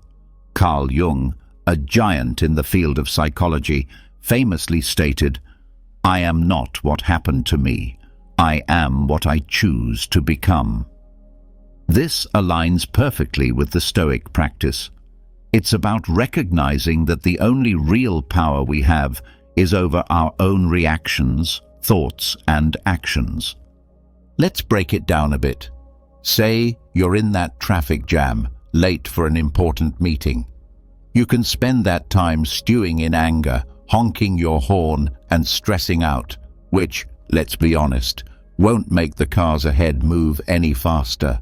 Or you can take a deep breath, accept the situation, and maybe use the time to listen to a podcast, an audiobook, or simply enjoy some music.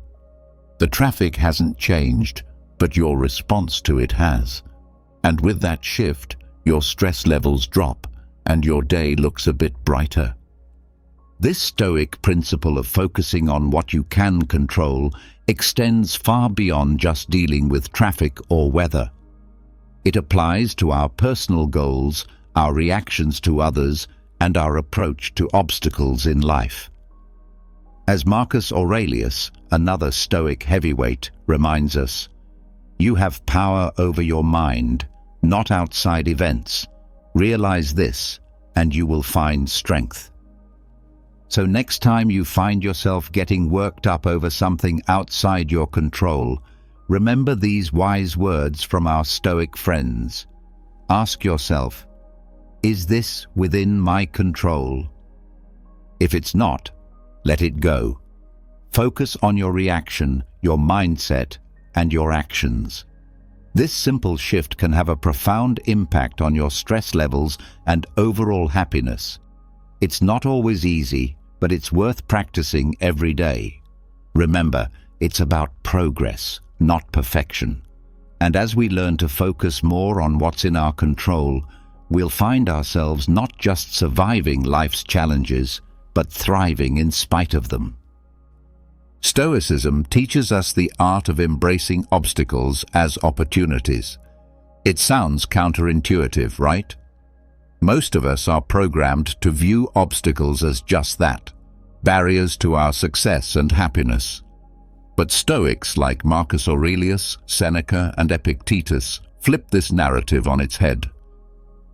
Embracing obstacles as opportunities.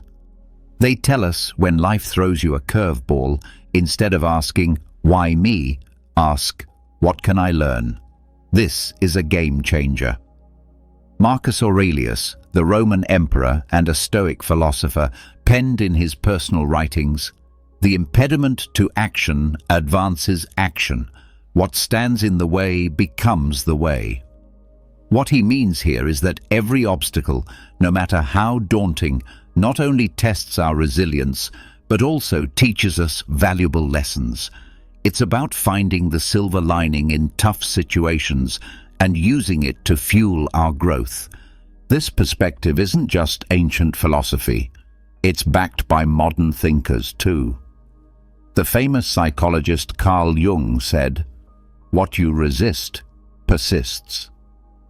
By fighting against obstacles, we give them more power over us, but by accepting and learning from them, we can overcome them.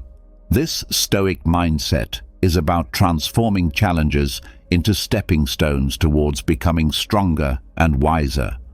Let's make it practical. Say you're facing rejection from job applications. It's easy to fall into a spiral of self-pity and doubt, but what if you viewed each rejection as feedback? Maybe there's a skill you need to improve or a new strategy for your job search. That shift in perspective can turn a series of rejections into a path for professional development. Another example is personal conflicts. They're uncomfortable and stressful, but they also offer a chance to practice patience, empathy, and communication skills. Every disagreement is an opportunity to understand different viewpoints and to refine our conflict resolution abilities. The essence of embracing obstacles as opportunities lies in asking ourselves, what can this situation teach me? Instead of being passive victims of circumstance, we become active learners and problem solvers. This doesn't mean that facing obstacles becomes easy, but it does mean that we approach them with a mindset geared towards growth and learning. Epictetus once said, "It's not what happens to you, but how you react to it that matters." This is the heart of Stoicism. It's about seeing beyond the immediate pain or frustration of an obstacle and finding the lessons and opportunities it presents. So when you're faced with a challenge, big or small, try to pause and reframe it. Ask yourself what you can learn from the situation and how it can make you stronger and wiser. Remember, obstacles aren't just hurdles to overcome, they're opportunities to grow. By adopting this Stoic mindset, we can navigate life's ups and downs with more grace, resilience, and wisdom. It's something we hear about all the time, right? Live in the now. But what does that really mean? And why is it so important? Living in the present moment is about fully embracing and experiencing where you are at this very second, not letting your mind wander off to the worries of tomorrow or the regrets of yesterday. It's about realizing that life, with all its beauty, challenges, and surprises, happens in the now. This concept isn't new. It's been a cornerstone of Stoic philosophy, echoed by great minds like Marcus Aurelius, Seneca, and Epictetus. And it's been reiterated by modern psychologists and thinkers. Let's start with the Stoics. Marcus Aurelius once said, "Do not dwell in the past. Do not dream of the future." Living in the present moment. Concentrate the mind on the present moment. He understood that the power of living in the present lies in its ability to ground us, to clear our minds of distractions, and to allow us to appreciate the richness of life as it unfolds. But why is it so hard to stay present? Our minds are often cluttered with thoughts, worries about what's next, or replaying things that have already happened. This constant mental noise pulls us away from the beauty and potential of the here and now. As the famous psychologist Carl Jung put it, the least of things with a meaning is worth more in life than the greatest of things without it. Living in the present moment gives meaning to the small, everyday experiences, enriching our lives beyond measure. Aristotle talked about the importance of being mindful of the present to achieve eudaimonia, a state of being happy, healthy, and prosperous. He believed that by focusing on the here and now, we could live a virtuous life, making the most of our human experience. So how can we practice living in the present? It starts with mindfulness, the art of paying attention to the present moment without judgment. When you eat, savor each bite. When you walk, notice the feeling of the ground under your feet. Listen actively when someone is speaking to you instead of planning what you're going to say next. These simple acts of mindfulness bring us back to the present, making our lives richer and more meaningful. Seneca offered this wisdom. True happiness is to enjoy the present without anxious dependence upon the future. He understood that anxiety about what's to come or what has been only serves to diminish our happiness in the now. Living in the present isn't about ignoring the future or forgetting the past. It's about finding a balance where we learn from our past and plan for our future without letting those activities consume our present. It's in this balance that we find peace and contentment. Remember, every moment is an opportunity to reset and refocus on the now. It's in the present that we live, love, and make memories. So let's make a conscious effort to be more present in our lives. Let's cherish the now, for this moment right here is where life truly happens. I know the word self-discipline might bring to mind images of rigid schedules and a life devoid of fun, but let's reshape that picture together. Self-discipline is not about restricting your life. It's about empowering yourself to make choices that align with your deepest values and long-term aspirations. It's choosing what's right for you, not what's easy in the moment.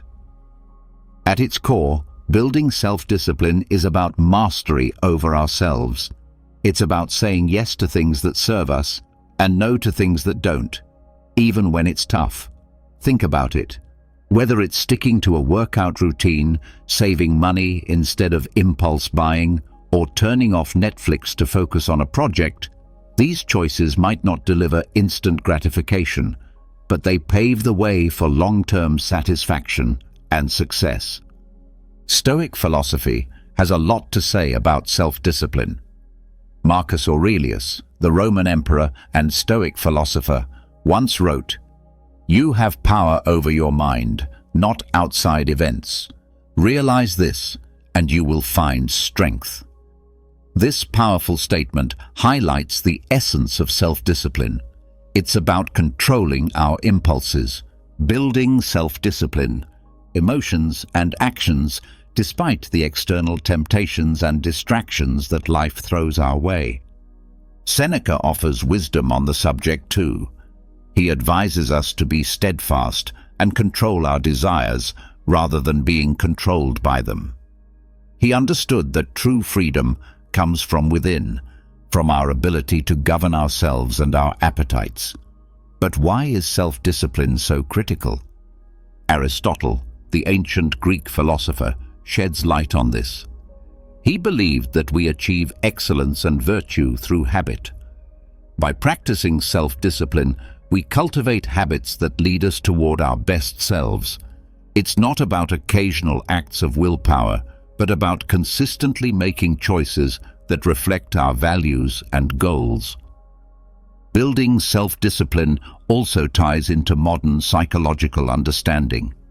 Carl Jung, a pioneer in psychology, emphasized the importance of integrating all aspects of our personality to live fully.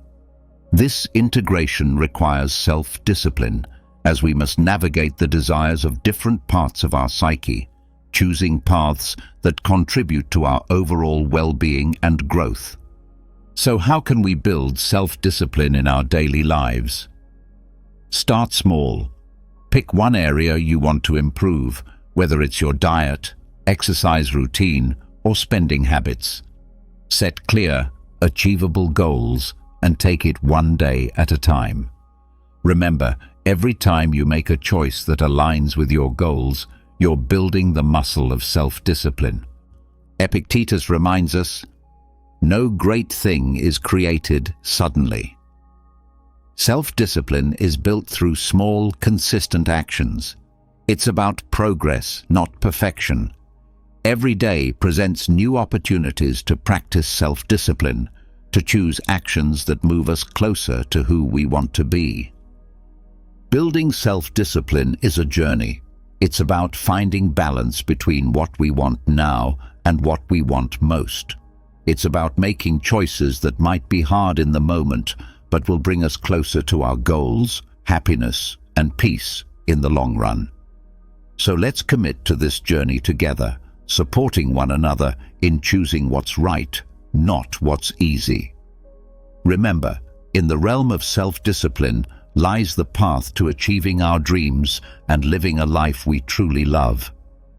When life throws its curveballs, we all experience a whirlwind of emotions. Feeling angry, sad, or frustrated is a natural part of being human. But here's the kicker. It's not just about the emotions we feel, it's about how we handle them. That's where the magic of emotional resilience comes in. Emotional resilience is like this superpower that allows us to navigate through life's storms with grace and come out stronger on the other side. It's about acknowledging our emotions, understanding them, and then taking positive steps to move forward rather than being swept away by the tide of our feelings. The Stoics had a lot to say about this. Marcus Aurelius, for example, reminds us, "You have power over your mind, not outside events. Realize this, and you will find strength." This profound insight touches the essence of emotional resilience. It's about recognizing that while we might not have control over what happens to us, we have control over how we respond. Developing emotional resilience. Our emotions don't have to control our actions. Seneca offers wisdom on facing adversity without losing our composure. He teaches that life's hardships are tests of our character and resilience. By facing our feelings with understanding and patience, we can grow wiser and more robust. But how do we develop this emotional resilience? It starts with self-awareness. Being mindful of our emotions and reactions helps us understand ourselves better. It's okay to feel what we're feeling, but instead of reacting impulsively, we can choose to respond in a way that aligns with our values and long-term well-being. Aristotle spoke about the golden mean, finding the balance between excess and deficiency. This concept applies beautifully to emotional resilience. It's about finding a balanced response to our emotions, not suppressing them or letting them overpower us. Carl Jung, a pioneer in psychology, emphasized the importance of integrating all aspects of our psyche to achieve wholeness. Part of this process involves confronting our emotions, understanding them, and learning from them. This is at the heart of developing emotional resilience. So what can you do when you're in the grip of strong emotions? First, give yourself permission to feel. Acknowledge your emotions without judgment.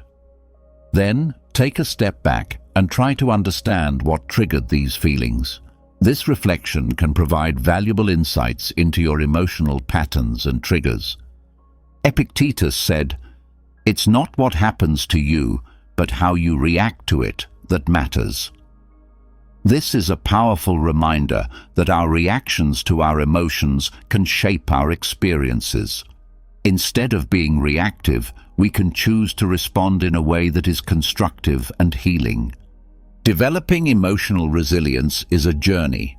It involves practicing mindfulness, self-reflection, and patience.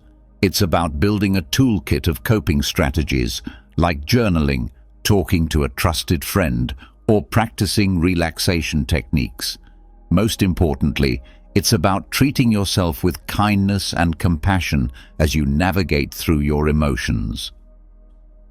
Emotional resilience is not about never feeling negative emotions. It's about learning to ride the waves of those emotions with grace and coming out on the other side stronger and more self-aware. By developing emotional resilience, we empower ourselves to face life's challenges with courage and poise. Let's embrace this journey together, supporting each other in becoming more emotionally resilient and ultimately living a more fulfilling life. The Stoics, including great minds like Marcus Aurelius, Seneca, and Epictetus, used this concept not to create fear, but to inspire a deeper appreciation for every moment. They believed that by keeping the inevitability of death in mind, we would live more fully, consciously, and with gratitude for the present. Marcus Aurelius, in his Meditations, often reflected on the transience of life, encouraging us to live in a way that's true to our values and to make the most of the time we're given. You could leave life right now. Let that determine what you do and say and think, he wrote. This isn't about being morose. It's a call to action, a reminder to focus on what truly matters. Memento mori, remember you will die. To let go of petty concerns and to live with purpose and integrity. Seneca too spoke about the shortness of life, urging us not to waste time on trivialities, but to focus on creating a meaningful existence. He believed that being mindful of death encourages us to live more wisely and to cherish our relationships and experiences. Epictetus emphasized the importance of focusing on the present and making the best use of our time. By remembering that we won't live forever, we're more likely to live ethically and to appreciate the beauty and richness of life. But how can we incorporate memento mori into our own lives without it feeling like a dark cloud over our heads? It starts with shifting our perspective. Instead of seeing the awareness of death as something fearful, we can view it as a powerful motivator to live our lives to the fullest.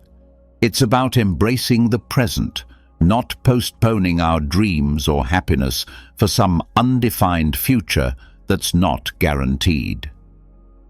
Think about the things you've been putting off. Maybe it's pursuing a passion, reconnecting with loved ones, or simply taking time to appreciate the small joys of everyday life. Memento mori reminds us not to take our time for granted. It encourages us to live more authentically, to say what we mean, to love openly, and to be present in our lives. This concept also teaches us to appreciate the impermanence of life, which in turn deepens our gratitude for the moments we have. When we remember that our time is limited, we're more likely to cherish our experiences, to live more mindfully, and to express our gratitude for the people and moments that enrich our lives. So let's use memento mori not as a source of fear, but as a catalyst for growth, gratitude, and a deeper appreciation of life. Let it remind us to make choices that align with our deepest values, to cherish our relationships, and to savor the beauty of the present moment. Remembering that we will die one day encourages us to live more fully today. In embracing memento mori, we find a powerful reminder to live not in fear of death, but in celebration of life. Let's make every moment count, not because we're afraid of its end, but because we're in love with life itself. Let's live in a way that when our time does come, we can look back with no regrets, knowing we lived fully, loved deeply, and appreciated the incredible journey that life is. It's fascinating how such a simple concept can have a profound impact on our lives. It's about shifting our focus to what we have rather than dwelling on what we're missing. This practice can be a real game changer, especially on those days that feel like an uphill battle. The Stoics, wise as they were, had a lot to say about gratitude. They believed that happiness doesn't come from having more, but from appreciating what we already have. Marcus Aurelius often wrote about the importance of focusing on the present and finding joy in the simple things.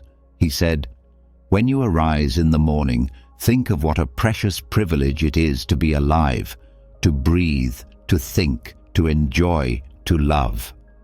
This is gratitude in its purest form, recognizing the value of life itself and the many gifts it offers us each day. Practicing gratitude. Seneca talked about how our desires can lead us astray, always chasing after more and never finding true satisfaction. He suggested that by focusing on what we have and understanding that the best things in life are already within our grasp, we can find real contentment. Epictetus, known for his practical approach to Stoic philosophy, encouraged his followers to appreciate their current circumstances, whatever they might be.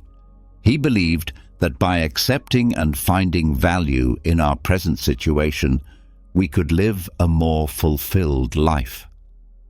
But how do we practice gratitude, especially when life throws curveballs our way? It starts with making it a daily habit. Each morning or evening, take a moment to reflect on 3 things you're grateful for. It could be as simple as a warm cup of coffee, a conversation with a friend, or the beauty of a sunset. This practice helps to rewire our brains to focus on the positive, boosting our mood and overall outlook on life.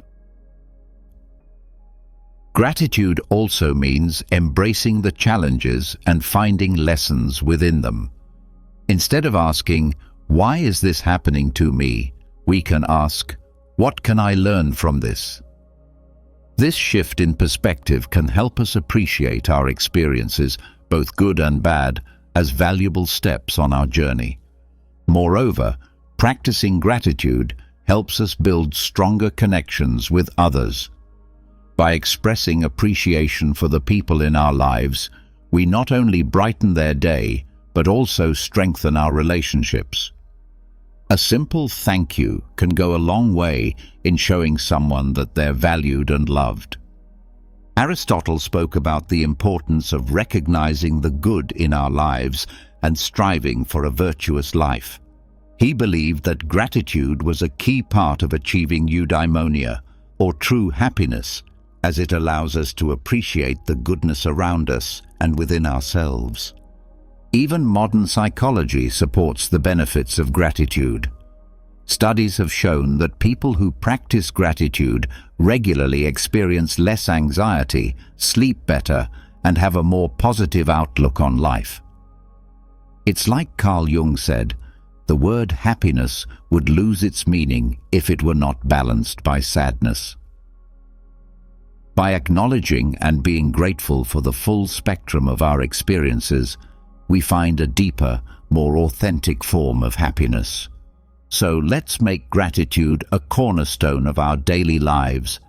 Let's celebrate the small victories, cherish the moments of connection, and find joy in the simple pleasures. By focusing on what we have, not what we're missing, we can cultivate a sense of abundance and happiness that shines from within. Remember, it's not happiness that brings us gratitude. It's gratitude that brings us happiness. Let's fill our glasses half full, raise them high, and toast to the beauty of gratitude in our lives. Cheers to finding the silver lining, even on the cloudiest of days. The Stoics had a profound understanding of personal excellence. They believed that excellence, or virtue, is the sole good, and that everything we do should aim towards living a virtuous life. Marcus Aurelius, for instance, is a prime example of someone who strived for personal excellence. He once said, "Waste no more time arguing about what a good man should be. Be one." This simple yet powerful statement encapsulates the essence of personal excellence. It's about embodying the values we admire and striving to live by them every day. Focusing on personal excellence. Seneca emphasized the importance of self-improvement and learning. He advocated for a life lived in accordance with nature and reason, suggesting that true excellence comes from within and is reflected in our actions and choices. Epictetus highlighted the role of personal responsibility in achieving excellence. He taught that our reactions, our emotions, and our will are within our control, and mastering them is key to living a life of virtue. But what does focusing on personal excellence look like in our day-to-day lives? It starts with setting personal standards based on our values and aspirations, not societal expectations or the achievements of others. It's about knowing who we are, understanding our strengths and weaknesses, and taking consistent steps towards improvement. Personal excellence is also about resilience. It's about how we respond to setbacks and failures, not just our successes. Like Aristotle said, excellence is never an accident. It is always the result of high intention, sincere effort, and intelligent execution. It represents the wise choice of many alternatives. Choice, not chance, determines your destiny. This means embracing challenges as opportunities to learn and grow, rather than seeing them as obstacles. Moreover, focusing on personal excellence involves cultivating a growth mindset, a concept championed by modern psychology. It's the belief that our abilities and intelligence can be developed through dedication and hard work. This mindset encourages us to embrace challenges, persist in the face of setbacks, and see effort as a path to mastery. Personal excellence also means living authentically. It's about being true to ourselves and our values, even when it's not easy.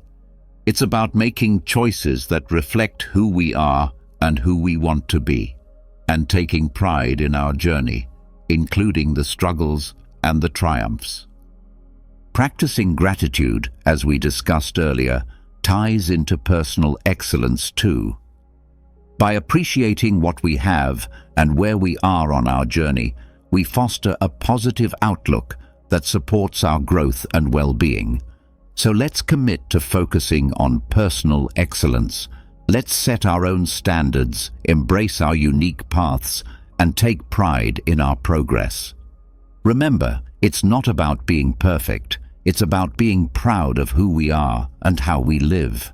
It's about celebrating our efforts, learning from our experiences, and always striving to be the best versions of ourselves. Together, let's make personal excellence not just a goal, but a way of life. In a world saturated with social media, where likes, follows, and comments often dictate our self-worth, it's easy to fall into the trap of valuing ourselves through the lens of others' opinions. But here's a liberating truth. Your worth isn't based on external validation. It's about being true to yourself, embracing your authenticity, and living in alignment with your values. The Stoics, those ancient philosophers we keep turning to for timeless wisdom, had a lot to say about this. They taught that our inner peace and freedom come from focusing on what's within our control, our actions, our thoughts, our integrity, not the fluctuating opinions of others, not caring what others think. Marcus Aurelius wisely stated, "I have often wondered how it is that every man loves himself more than all the rest of men, but yet sets less value on his own opinion of himself than on the opinions of others." This striking observation highlights the paradox many of us live with, valuing others' judgments over our own self-assessment. Seneca echoed this sentiment by emphasizing the importance of living a life true to oneself, not one shaped by the expectations or approval of others. He believed that true contentment comes from within, from living a life that's congruent with our principles and values. Epictetus taught that worrying about others' opinions is outside our control and therefore not worth our energy. He encouraged focusing instead on our own actions and on living virtuously, as that's where our true power lies. So how can we start caring less about what others think and more about being true to ourselves? First, it's about understanding that you are the author of your life story. You have the power to define your worth, not society, not your social media followers, nor the people around you. It's about grounding your self-esteem in who you are, the values you stand for, the kindness you spread, and the effort you put into being your best self. Second, practice self-reflection. Ask yourself, whose life am I living? Am I making choices based on my desires, or am I trying to fit into someone else's mold? Reflecting on these questions can help realign your actions with your true self. Third, embrace vulnerability. Being true to yourself means being open about your flaws and all, understanding that perfection is an illusion. It's okay to be a work in progress, making mistakes and learning from them. This authenticity attracts the right people into your life, those who appreciate the real you. Moreover, remember the words of Aristotle, who spoke about the golden mean, finding balance in life.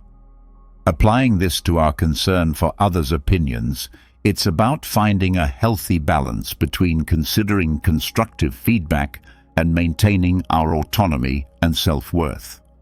Incorporating a Stoic mindset into our lives means understanding that our worth is determined by our virtues, our actions, and our commitment to living a meaningful life, not by external accolades or approval. It's about building a strong inner fortress that remains unshaken by the fleeting opinions of others. Let's commit to valuing ourselves for who we truly are, not for the likes, follows, or approval we receive. Let's be courageous in our authenticity, living lives that resonate with our deepest truths. Remember, Your worth is inherent and unique, and by being true to yourself, you shine your light in the most genuine way possible. Let's not just navigate life, but thrive in it, with the confidence that comes from knowing we are living authentically, aligned with our values and true to ourselves. Here's the thing. Accepting change is not just necessary, it's vital for our growth and happiness. The reality is, the only constant in life is change. Learning to go with the flow and embrace life's inevitable shifts makes navigating through them less scary and more of an adventure. The Stoics, accepting change, had an incredibly healthy perspective on change. They saw it as a natural part of the universe's rhythm. Marcus Aurelius said, "Accept whatever comes to you woven in the pattern of your destiny, for what could more aptly fit your needs?" This profound acceptance of change as part of the fabric of life helps us understand that each change, whether we perceive it as good or bad, has its place in our story. Seneca taught that becoming too attached to our current circumstances can lead to disappointment, because inevitably those circumstances will change. He advised us to be flexible and to understand that change is not just a part of life, but a necessary component of our personal development and happiness. Epictetus encouraged us to distinguish between what we can control and what we can't. He pointed out that while we can't control external events, we can control our attitudes towards them. This mindset is incredibly empowering when it comes to dealing with change. It's about focusing on our responses, finding the opportunities for growth within the change, and moving forward with resilience. But how can we become more accepting of change? First, by acknowledging that change is inevitable. It's the natural order of things. Everything around us is in a constant state of flux.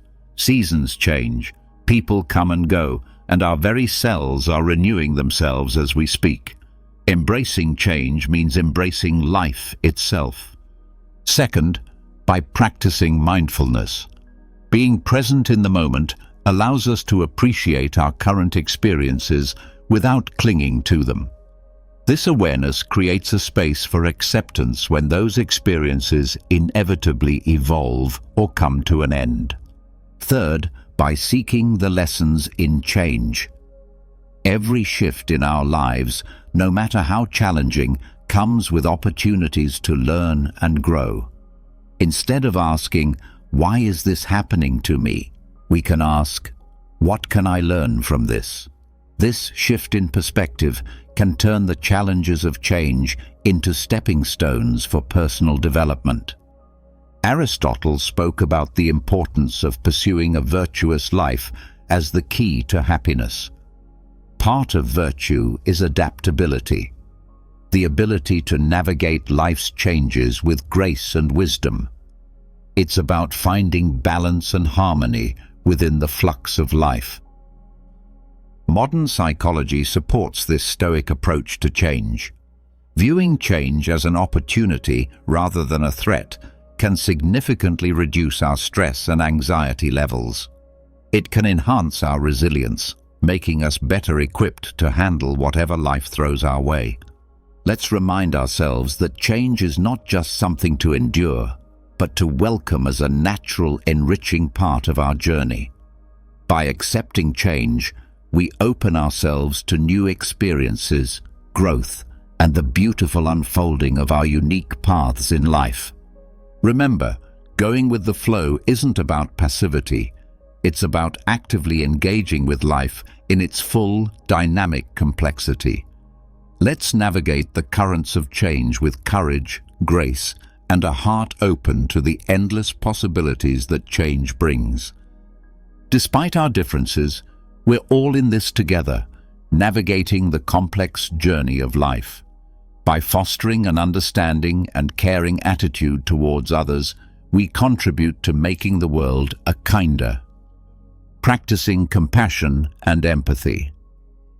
more loving place. The Stoics, those ancient philosophers who continue to enlighten us with their timeless wisdom, placed great importance on the virtues of compassion and empathy.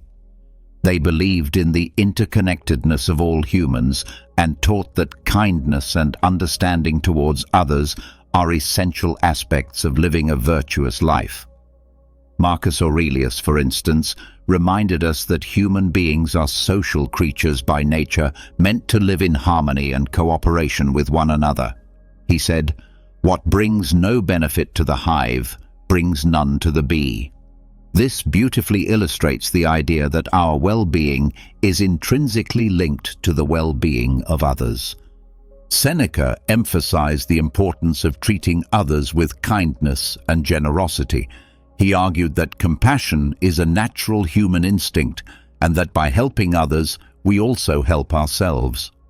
In his writings, Seneca encourages us to extend our empathy even to those who have wronged us, understanding that they too are acting out of their own struggles and limitations. Epictetus taught that we should strive to understand others' perspectives, recognizing that everyone has their reasons for their actions.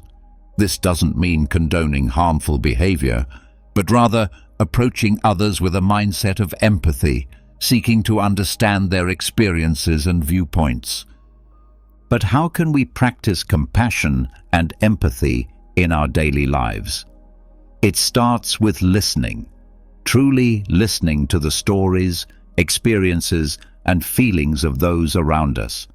It's about putting ourselves in their shoes, imagining their struggles, their joys, their fears, and their hopes. This act of understanding can bridge the gap between us, fostering a sense of connection and shared humanity. Another way to cultivate compassion and empathy is through acts of kindness, no matter how small. A smile, a kind word, a listening ear. These can all make a significant difference in someone's day. By being present and attentive to others, we signal that they matter, that their feelings and experiences are valid and important. Practicing compassion and empathy also means being there for others in times of need, offering support and understanding without judgment. It's about recognizing the value and dignity of every person, regardless of our differences. The ancient philosopher Aristotle spoke about the importance of friendship and the role of empathy in building strong, meaningful relationships. He believed that true friends not only share in each other's joys, but also in their sorrows, supporting each other with empathy and understanding. Modern psychology supports the Stoic emphasis on compassion and empathy, showing that these virtues not only enhance our relationships, but also our own emotional well-being. By caring for others, we foster a sense of belonging, purpose, and happiness in our own lives. Let's remind ourselves that behind every face is a story, behind every action is a reason, and that by understanding and caring for each other, we make the world a kinder, gentler place. In doing so, we not only enrich the lives of those around us, but also find deeper fulfillment and joy in our own lives. Together, let's spread kindness like confetti, creating ripples of compassion that transform the world, one act of empathy at a time. Reflecting and reviewing regularly. This is about taking a pause, a real, meaningful pause, to look back on our actions, our thoughts, and the paths we've tread. It's about growth, introspection, and aligning our lives with our deepest values. In a world that's always rushing forward, this practice is our anchor, ensuring we're not just being swept away, but are sailing in the direction that's true to us. The Stoics, with their profound insights into human nature, placed immense value on the practice of reflection. Marcus Aurelius, in his personal writings, which we now treasure as meditations, offered a model of this practice. He didn't just rule an empire. He took the time to examine his life, his decisions, and his moral compass. Through writing, he saw this reflection as essential to living a life of virtue and purpose. "The happiness of your life depends upon the quality of your thoughts," he wrote, reminding us that our internal dialogue shapes our external reality. Seneca recommended regular self-assessment as a way to foster self-improvement and wisdom. He likened life to a play, suggesting that we periodically review our roles and performances. Are we acting in harmony with the character we wish to embody? Are our actions reflective of the script we value, the script of our lives? Epictetus encouraged his students to end each day with a review of their actions and attitudes. This wasn't about self-criticism, but about self-awareness and growth. He urged us to ask ourselves, what did I do well? What did I do wrong? What duties left undone?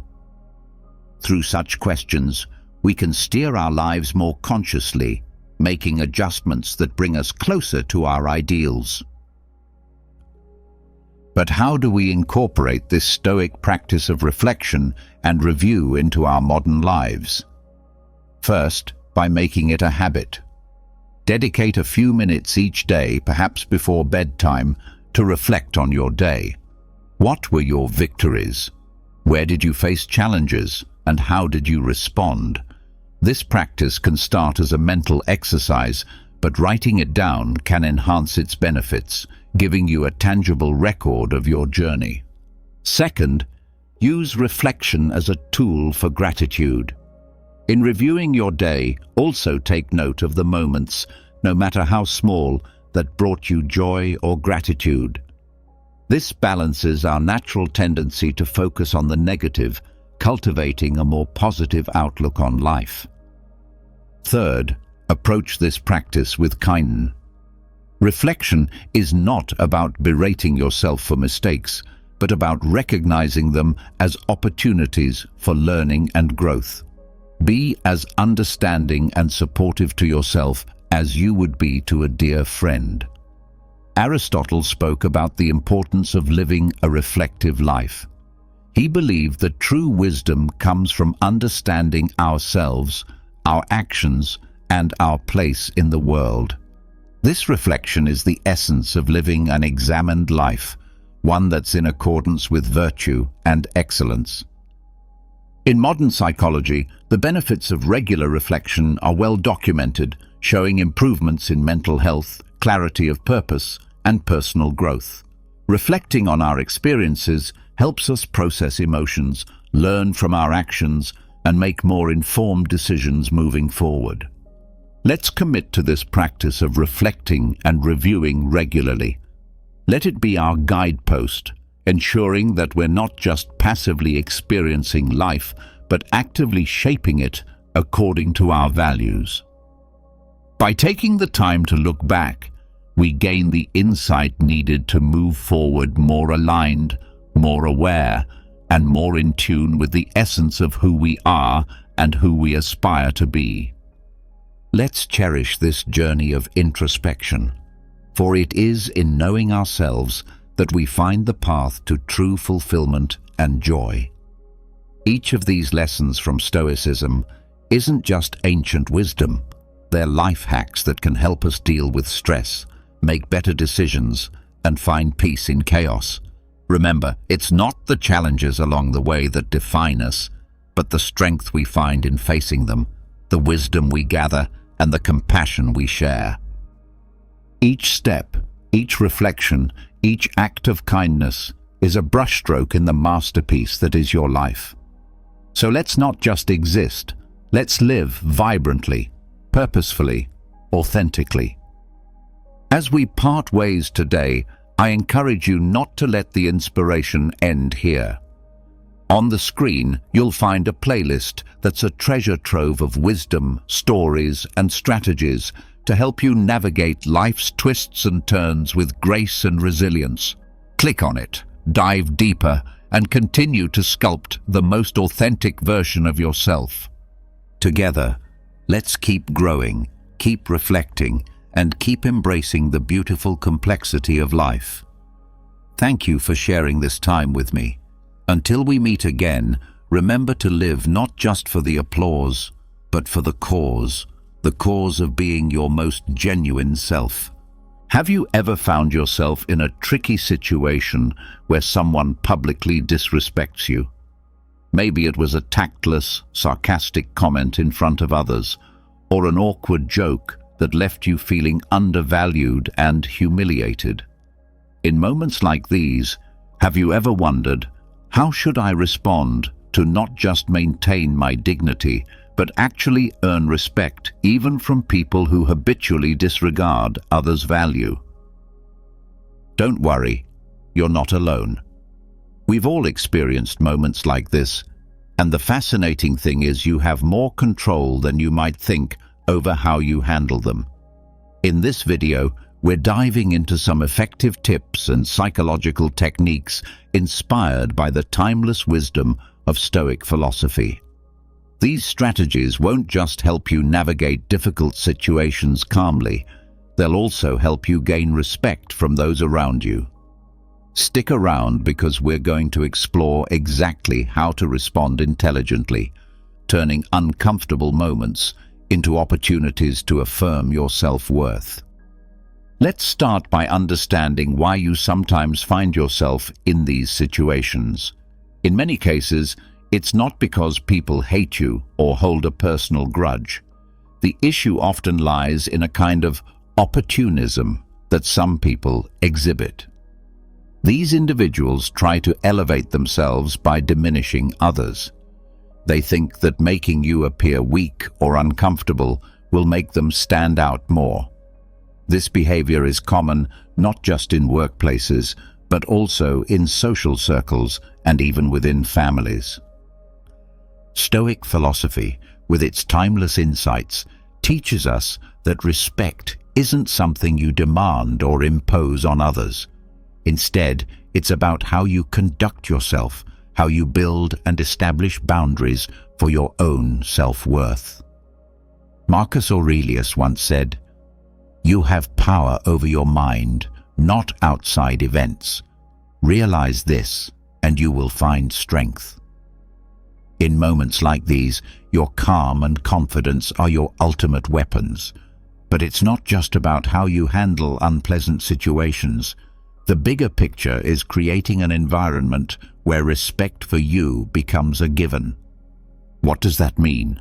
It's about ensuring that no one uses you as a stepping stone to boost their own image. You need to demonstrate that you know your value and won't be shaken by cheap remarks or undermining actions. So, get ready to explore how to apply Stoic philosophy in everyday life. These small but powerful strategies will help you stand your ground in any situation.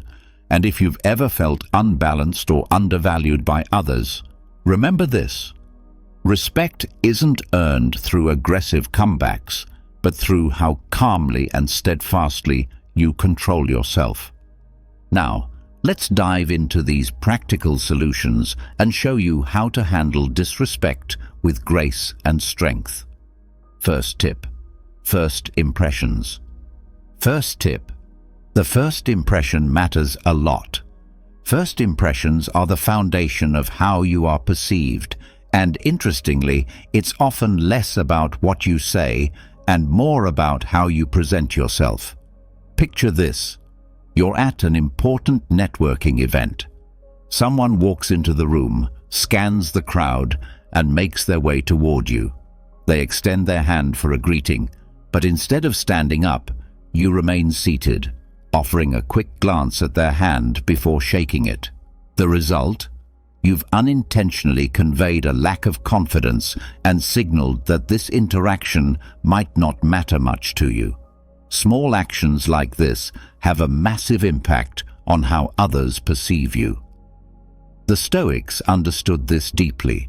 They recognized that simple gestures like standing up and maintaining eye contact during a greeting aren't just good manners. They're powerful expressions of confidence and self-awareness. When you rise to shake someone's hand, you're subtly communicating equality, readiness, and mutual respect. This aligns with a key Stoic principle. How you present yourself reflects your values and shapes how others see you. Let me share a story. I once attended a professional seminar where networking was the primary goal among the attendees. One individual stood out. Whether greeting a senior executive or thanking a waiter for refilling his coffee, he always stood up, made eye contact, and engaged fully. It wasn't flashy or overdone, but it left an impression. People respected him, not because of what he said, but because of how he carried himself. He projected confidence and sincerity with every interaction, effortlessly commanding respect. In contrast, I noticed another attendee who remained seated during every greeting. He didn't mean to come across as disinterested, it was simply a habit. Yet, this seemingly minor action created an unspoken barrier. People unconsciously took him less seriously, even though he was just as capable as anyone else in the room. This highlighted an essential truth. Standing up isn't just about politeness. It's about acknowledging the other person's value and asserting your own. The lesson is clear, right? Rising to greet someone is not just an act of courtesy. It's a declaration of how you value yourself and others. Here's where Stoicism comes in. The Stoics didn't focus on things beyond their control. They maximized what they could influence.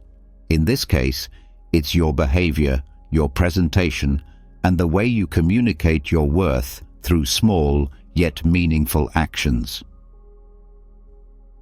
If you want to adopt this lesson in your life, start with everyday encounters.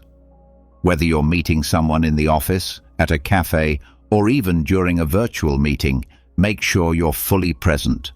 Stand up when greeting someone, maintain eye contact, and project confidence with your body language. These simple gestures not only earn you respect, but also emphasize your inherent value, a reflection of Stoic principles in action. Remember, first impressions aren't just about appearances, they're about showcasing your confidence, self-respect, and the respect you have for others. This is the essence of what Stoicism teaches us. Live with intention, pay attention to the small things, and let those actions define who you are.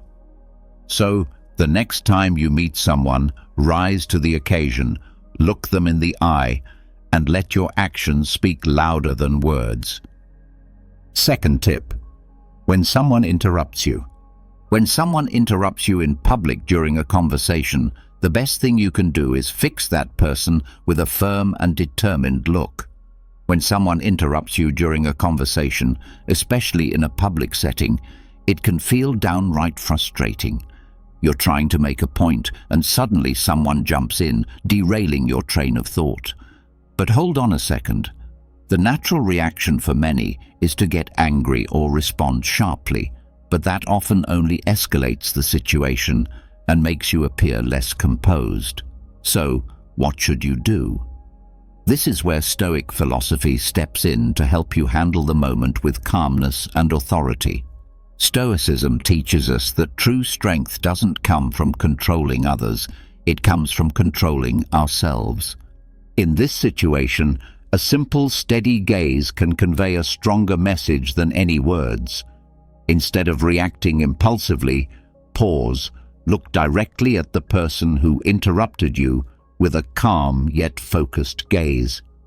Let the silence speak for you. Their behavior is inappropriate, and you won't tolerate being disrespected. This not only demonstrates confidence, but also encourages the other person to reflect on their actions. I remember once during a family dinner, I was sharing a funny story when a relative interrupted to share their own.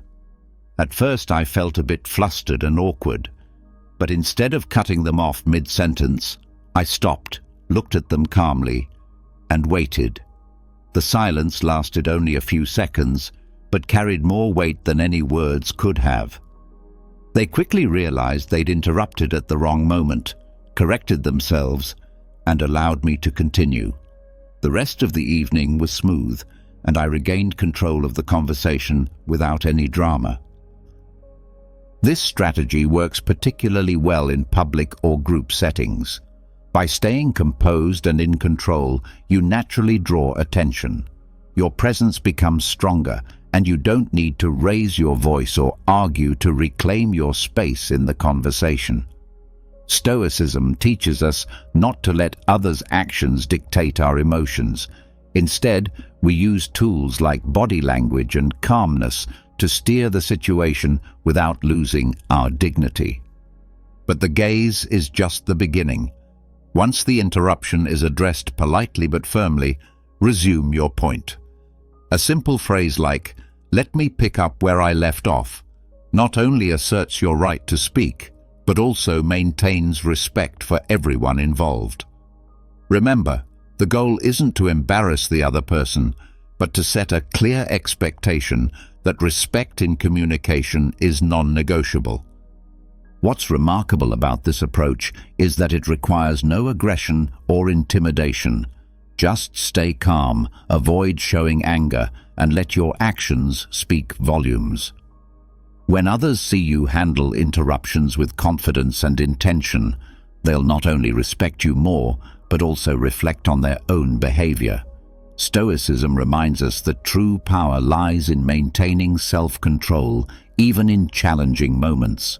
So, next time someone interrupts you, don't lose your cool. Stand firm, hold your gaze, and show others that you are someone worth listening to.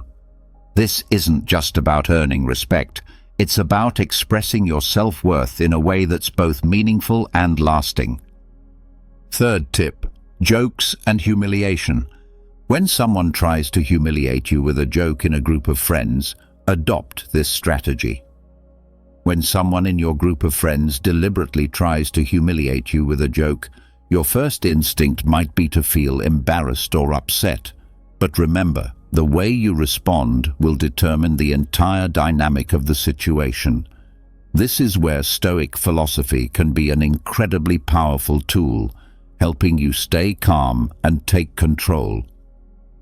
Once, during a casual meetup with old friends, one of them decided to mock me in front of everyone by retelling an embarrassing story from our school days. At first, I felt my face heat up, and my immediate reaction was to fire back. But instead of letting my emotions take over, I recalled a Stoic principle. What doesn't harm your essence isn't worth your concern. I smiled, pretended not to have heard the story, and calmly asked my friend to repeat it, maintaining a composed and slightly curious demeanor. Here's the fascinating part. When the person had to retell the joke, its impact significantly diminished. Not only that, but the group started to sense the awkwardness of forcing someone to recount a joke that wasn't landing well anymore. The loud laughter from earlier faded, and the storyteller began to fumble, realizing their attempt at humiliation had backfired. The key here is that asking someone to repeat their joke not only reduces its impact, but also shows that you're unshaken. This approach allows you to maintain your composure while subtly highlighting the other person's inappropriate behavior. Even more importantly, it shifts the dynamic in your favor without resorting to retaliatory tactics or losing your dignity. By choosing this path, you send a powerful message. You're someone with inner strength who won't let small provocations dictate your emotions. This is one of the core lessons of Stoic philosophy, maintaining calm and control in the face of minor life challenges. So how can you apply this principle effectively? First, remember that you don't need to react instantly to every action or word. Pause, take a breath, and think. Second, use silence as a powerful weapon. Silence isn't passive, it creates space for the other person to realize their mistake. Finally, when you do respond, do it with calm confidence. A simple request for them to repeat what they said, spoken in a neutral tone, can have far more impact than arguing or fighting back. Stoicism teaches us that our reactions to uncomfortable situations reflect our character and inner values. Every time you stay calm and refuse to be drawn into negativity, you not only gain the respect of others, but also reinforce your own self-respect. So, the next time someone tries to mock you in front of others, remember you have complete control over how the story ends, and with calmness and clarity, you'll always come out on top. Fourth tip: a question in response. Tip 4. When someone is trying to provoke you or make you angry, you can use a very effective psychological technique. Have you ever faced a situation where someone deliberately tried to provoke you or hurt you, and instead of reacting immediately, you managed to handle it gracefully? Imagine this: you're at a family gathering, and someone makes a pointed remark about a failure in your career in front of everyone. It's the kind of comment that feels like a dagger to your heart, digging into a pain you've been trying to move past. Suddenly, all eyes are on you, waiting to see how you'll respond. In that moment, instead of reacting defensively or trying to explain yourself, you take a brief pause, stay calm and ask, "Hey, does anyone know a good bakery nearby? I was thinking about picking up something for the next get-together." That simple question instantly changes the energy in the room. The person trying to provoke you is left flustered, unsure of how to proceed, and the conversation quickly shifts to a new, more neutral topic. Not only did you avoid escalating the situation, but you also turned an uncomfortable moment into one that worked in your favor. This strategy of asking an unrelated question is more than just a clever tactic. It's a way of reclaiming control over your emotions and the situation. By interrupting the flow of provocation, you redirect attention away from the negative energy and refuse to give the instigator the satisfaction of seeing you upset. It's a perfect example of practicing Stoic principles, focusing on what you can control and refusing to let external circumstances dictate your peace of mind. As Epictetus wisely said, "It's not what happens to you, but how you react to it that matters." The brilliance of this technique lies in its ability to derail negativity without confrontation. A well-timed, unrelated question disrupts the instigator's train of thought, making it nearly impossible for them to continue their attempt to provoke you. At the same time, it allows you to maintain your composure and project a sense of confidence and self-control. This is a powerful way to command respect in any social situation. To make this approach work, it's essential to keep your tone and demeanor natural. If it seems forced or calculated, it might come across as insincere. Choose a simple, neutral question or comment that feels organic to the moment. Something about a nearby restaurant, a recent event, or even a casual observation. The goal is not to dodge the situation awkwardly, but to shift the conversation with subtlety and ease. This technique doesn't just work in the moment. It builds long-term resilience and inner strength. By refusing to be dragged into emotional conflicts, you demonstrate to yourself and others that you're in control. People around you will notice this composure and come to respect you for it. More importantly, using this strategy is a step toward cultivating the core Stoic value of focusing on what you can control. You can't dictate how others behave, but you can decide how you respond. In doing so, you reinforce your sense of self-worth and send a clear message. You will not allow others to undermine your peace or dignity.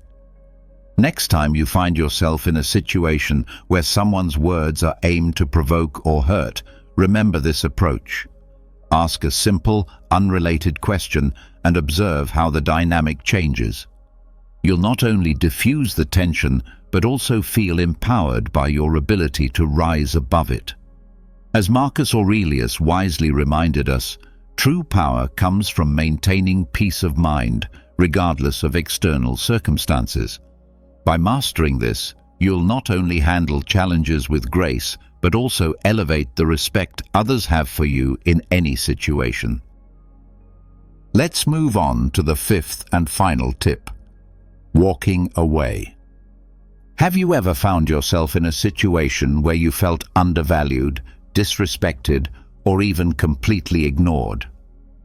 It's not a pleasant feeling, but sometimes the best way to protect your self-respect is to choose to walk away.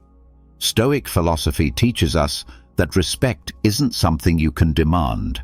It's something you cultivate by knowing your own worth. And sometimes walking away isn't a sign of failure. It's a demonstration of strength and self-worth. Let me share a story with you. A friend of mine, Sarah, was an exceptional creative professional. One day, she joined a major project at her company.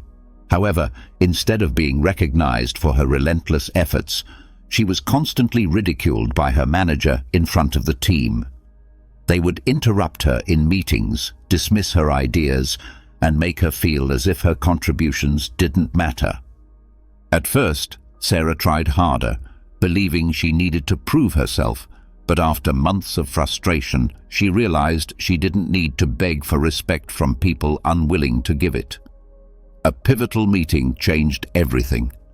Once again, her idea was brushed aside without any reason.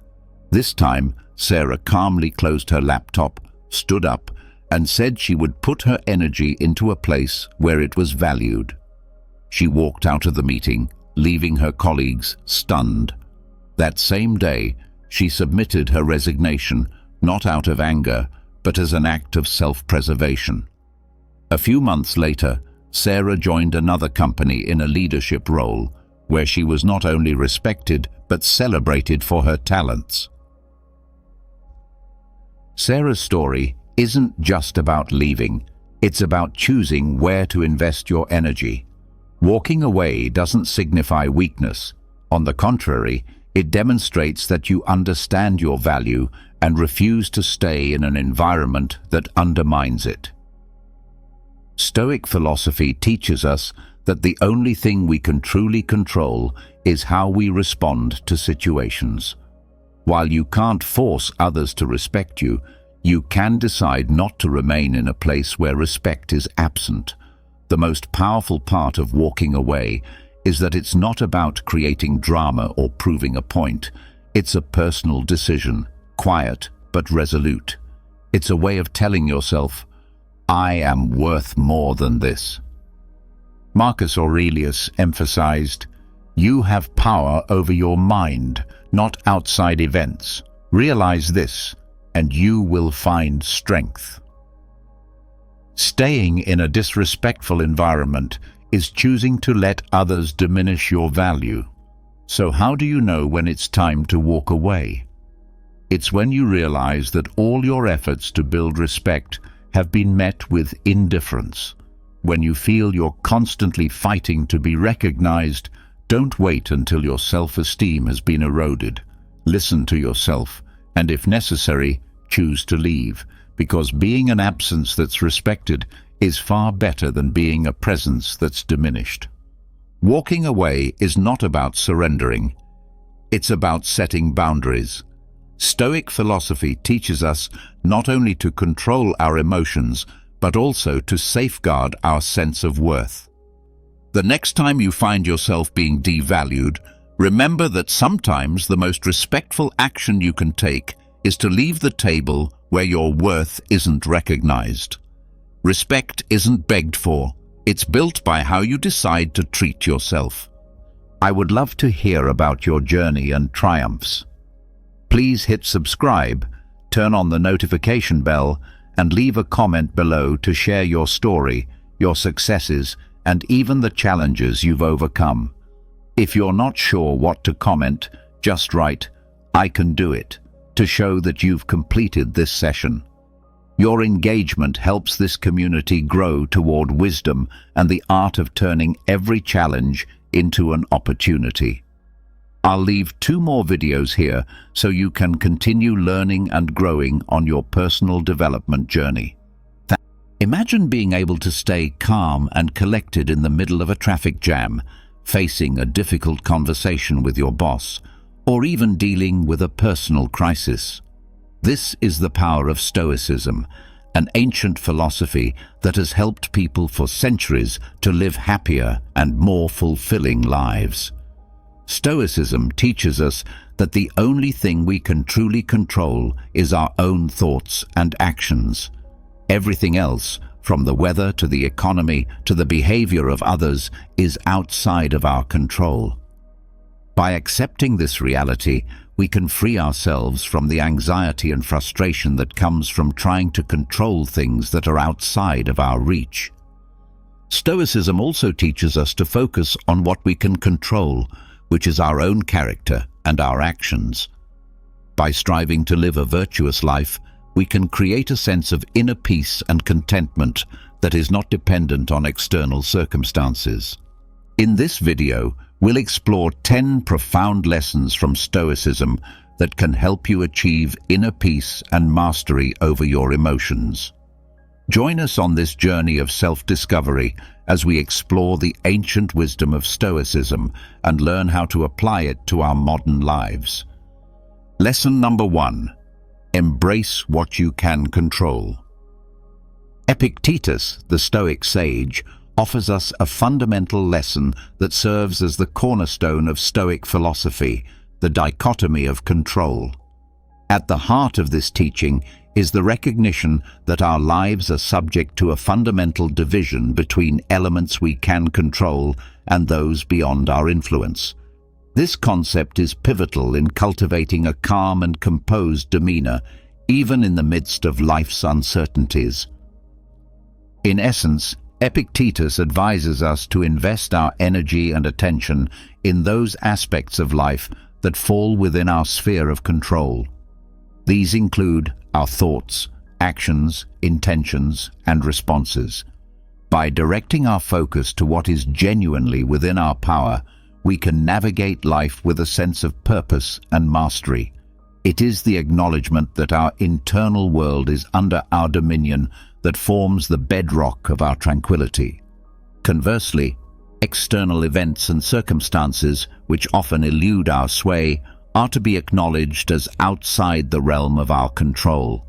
Just as an archer, as exemplified by Epictetus, can aim carefully, draw the bowstring with precision, and release the arrow skillfully, yet remain uncertain of the flight's outcome, we must learn to release our attachment to outcomes we cannot govern. This release is not an act of resignation, but an embrace of equanimity in the face of life's inherent unpredictability. Epictetus's metaphor of the archer, who derives contentment from knowing they've exerted their best effort regardless of the target's fate, serves as a potent reminder of the Stoic approach to life. It encourages us to concentrate on our intentions and the dedicated efforts we put forth, accepting that the results are subject to a multitude of external factors. In essence, Stoicism reminds us to seize the reins of our inner world, embracing the dichotomy of control as a powerful tool to maintain a calm and composed disposition in a world where much remains beyond our influence.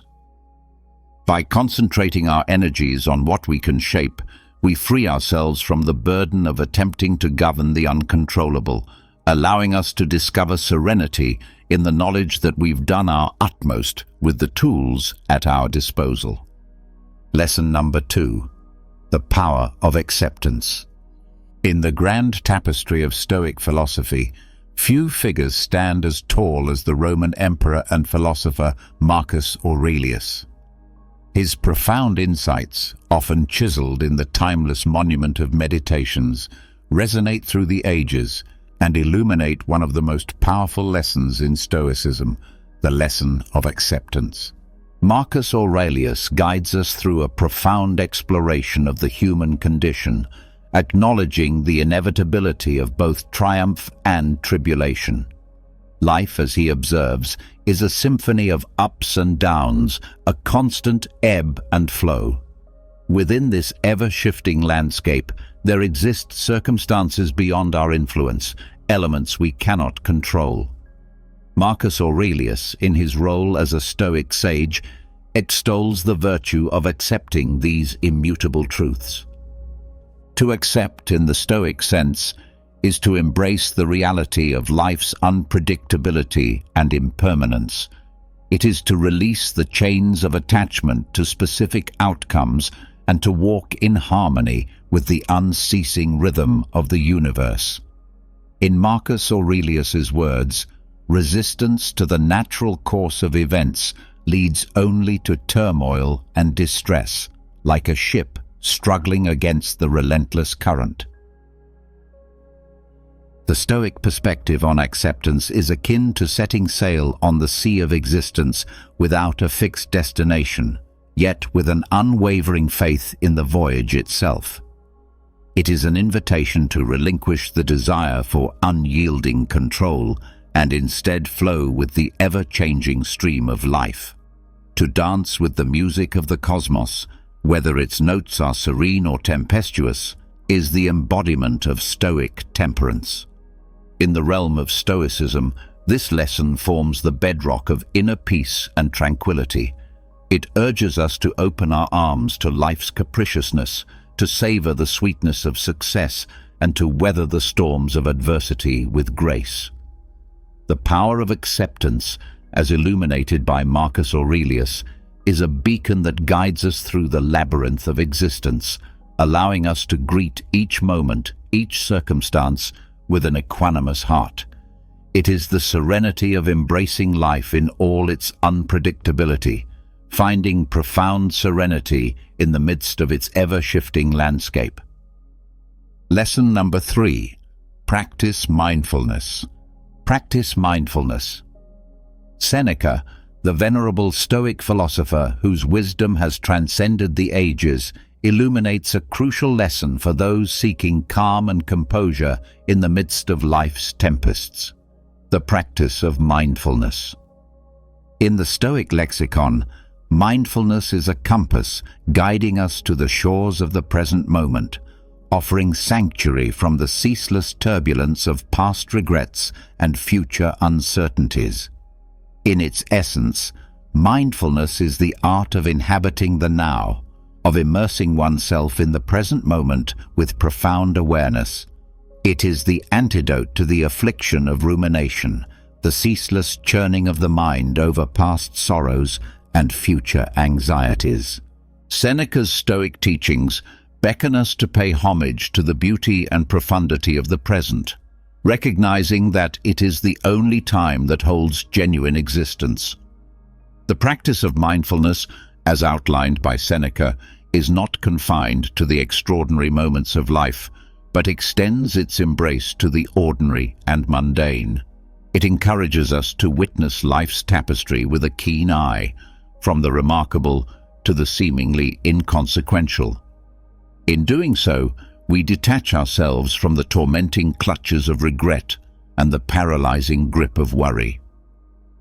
This Stoic mindfulness, a precious tool for preserving inner calm and clarity, acts as a bridge to the precious now, connecting us to the profound simplicity of the present.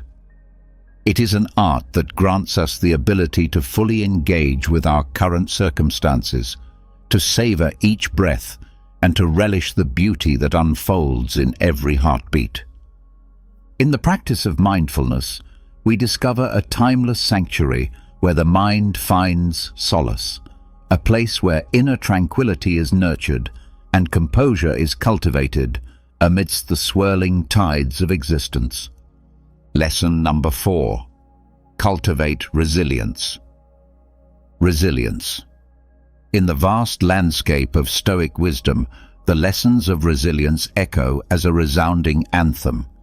And it is Epictetus, the Stoic philosopher par excellence, who raises his voice to teach us the profound art of confronting adversity with unwavering fortitude. To Epictetus, adversity is not a foe to be feared, but a chisel that sculpts the masterpiece of our character. Stoicism, with its roots deep in the natural order of life, imparts the fundamental truth that challenges are the warp and weft of existence. Stoics, embodying this wisdom, do not perceive adversity as an obstacle or a source of suffering, but rather as an opportunity, a crucible that tempers and refines their inner metal. Epictetus beckons us not to wilt before the storms of life, but to stand steadfast like the unyielding oak, unshaken by the tempest. The essence of this Stoic perspective lies in the profound realization that it is not the events themselves, but our judgments, reactions, and the choices we make in the face of adversity that hold the power to distress us. It is the lens through which we view life's trials that shapes our inner tranquility. To cultivate resilience in the Stoic vein is to walk the path of personal development, and to recognize adversity not as a scourge, but as a tutor.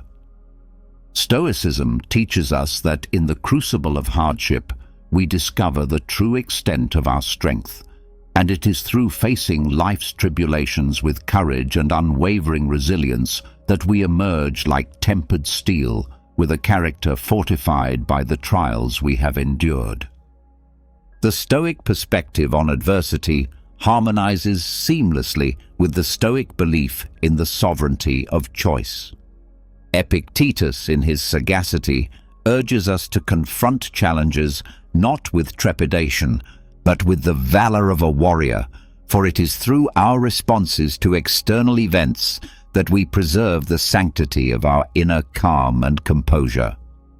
It is the gift of resilience that allows Stoics to navigate life's tempestuous seas with an unswerving gaze, unwavering even in the face of the most turbulent storms.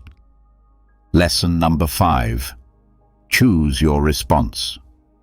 Choose your response.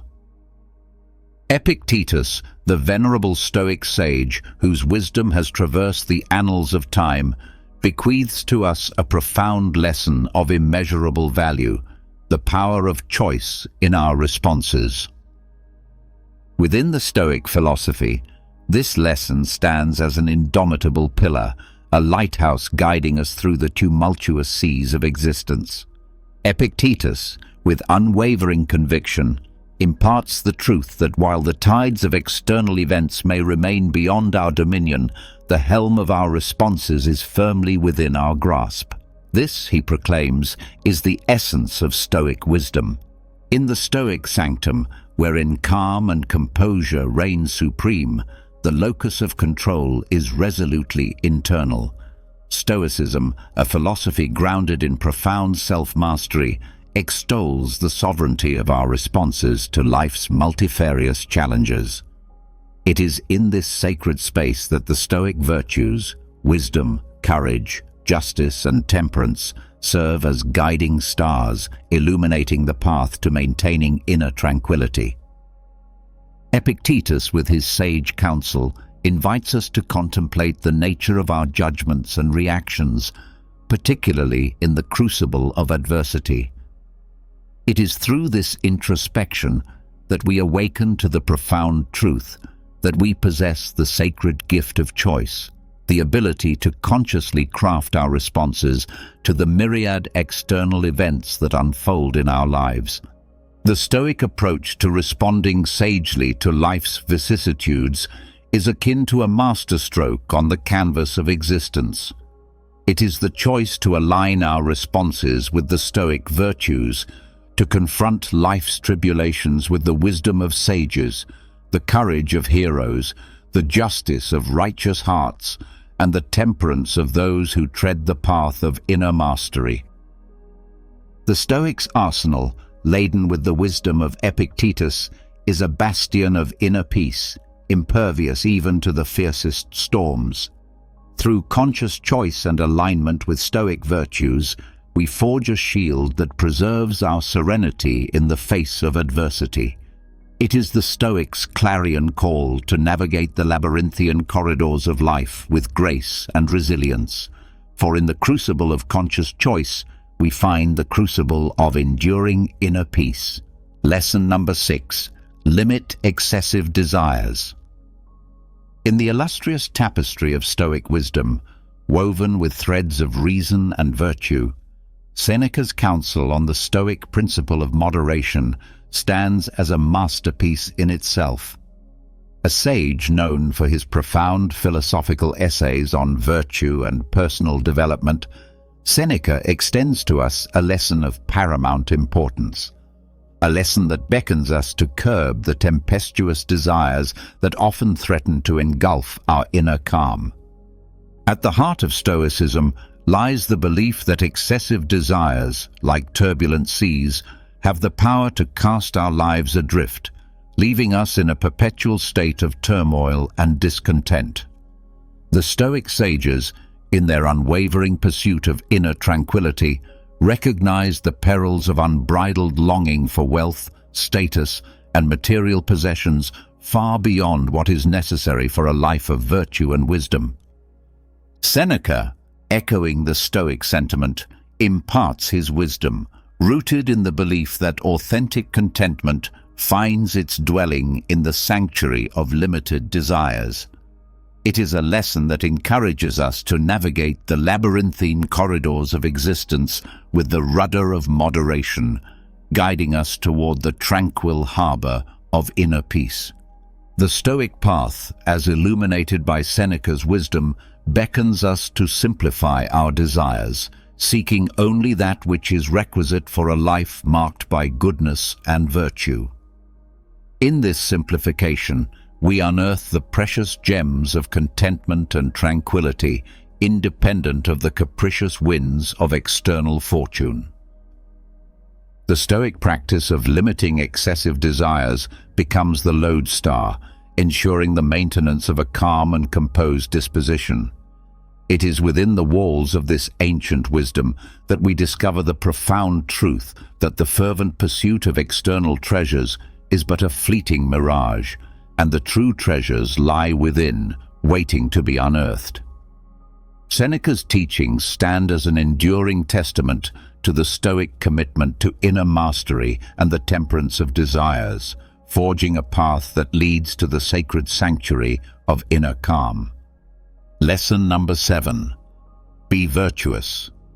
The essence of Stoicism, as nurtured and cherished by the great Stoic philosophers like Epictetus, Seneca, and Marcus Aurelius, resides in the unwavering commitment to virtue, a commitment that lies at the very heart of this ancient philosophy.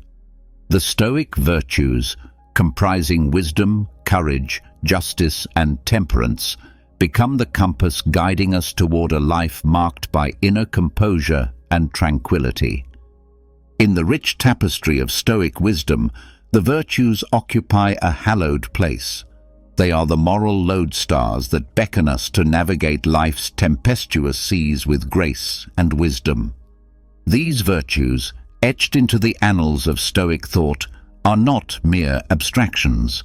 They are the pillars upon which the Stoic ideal of living in harmony with the natural order of the universe rests. Wisdom, the first of these virtues, serves as a beacon of light, illuminating the path of reason and discernment.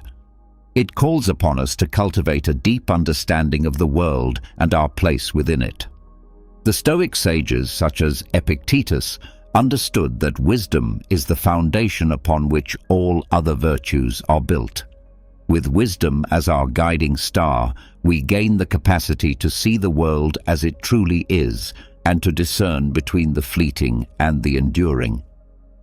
Courage, the second virtue, stands as the sentinel guarding the fortress of our moral character. It calls upon us to face life's challenges with steadfastness and resolve. In the Stoic lexicon, Courage is not the absence of fear, but the triumph over it. It is the unwavering determination to confront adversity with inner fortitude. Seneca, through his teachings, extols the importance of courage in forging a character marked by resilience and unwavering resolve.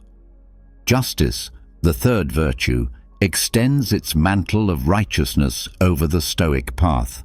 It beckons us to live in accordance with the principles of fairness and moral rightness. The Stoic philosophers, drawing inspiration from the wellsprings of justice, guide us toward making decisions that are rooted in equity and virtue. The pursuit of justice ensures that our actions align with the moral order of the universe, fostering inner tranquility and composure. Temperance, the final virtue, serves as the guardian of moderation and self-restraint. It reminds us to exercise control over our desires, for it is through temperance that we discover the gateway to true contentment. Seneca, in his philosophical essays, emphasizes the importance of simplifying our desires and seeking only that which is essential for a virtuous life. In the temperance of desires, we uncover the wellspring of inner calm, irrespective of external circumstances. These virtues, championed by various Stoic philosophers, converge to shape a life that exemplifies the Stoic ideal. They serve as the lodestar, guiding us through life's turbulent seas with grace, wisdom, and unshakable inner peace. By adhering to these virtues and allowing them to permeate our thoughts and actions, we maintain a calm and composed disposition, reflecting the Stoic commitment to inner harmony and ethical living. In the mosaic of Stoicism, the virtues are the vibrant colors that compose the image of a life lived in harmony with the eternal truth of the cosmos. Lesson number 8. Understand the transitory nature of life. The transitory nature of life, in the profound and timeless verses of his Meditations, Marcus Aurelius, the Roman emperor and Stoic philosopher, delves into the essence of life, a life imbued with transience. His teachings are a testament to the wisdom that accepting the ever-changing nature of existence is a cornerstone for maintaining a calm and composed demeanor. Through the lens of Stoicism, Marcus Aurelius imparts a lesson that is perhaps one of the most pivotal for achieving inner serenity.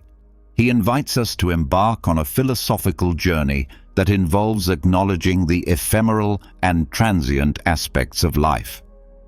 The Stoic recognition of this reality, often referred to as the transitory nature of life, is not a harbinger of despair. Rather, it serves as a cornerstone of strength that can lend profundity to our existence. The core of this lesson is the understanding that nothing in the realm of human experience, be it the moments of joy or the trials of adversity, is immutable. The universe, in its eternal ebb and flow, weaves a tapestry of constant change. The Stoic sage does not resist this cosmic dance, but chooses to waltz in harmony with it, with grace and wisdom. Marcus Aurelius urges us to unburden ourselves from the weight of attachments to those fleeting moments that shimmer like stars across the night sky, and to the material possessions that hold our attention for but a brief interlude. He teaches us to appreciate these moments and possessions as they come into our lives, but also to let them go when the time for departure arrives. In doing so, we unearth an inner sanctuary of calm and composure, impervious to the external tempests. Accepting the impermanence of all things, as championed by Marcus Aurelius, acts as a salve for the soul. It allows us to put into perspective the vicissitudes of life. It liberates us from the bondage of anxiety that stems from clutching onto what was or what might have been.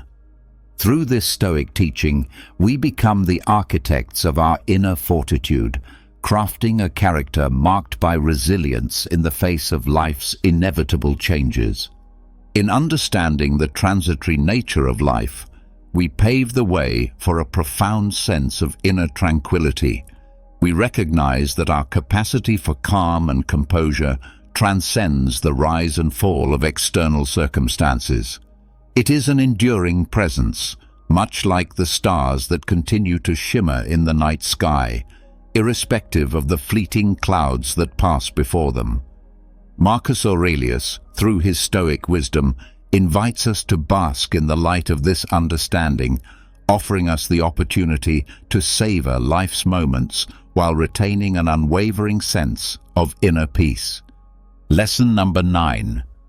The value of gratitude.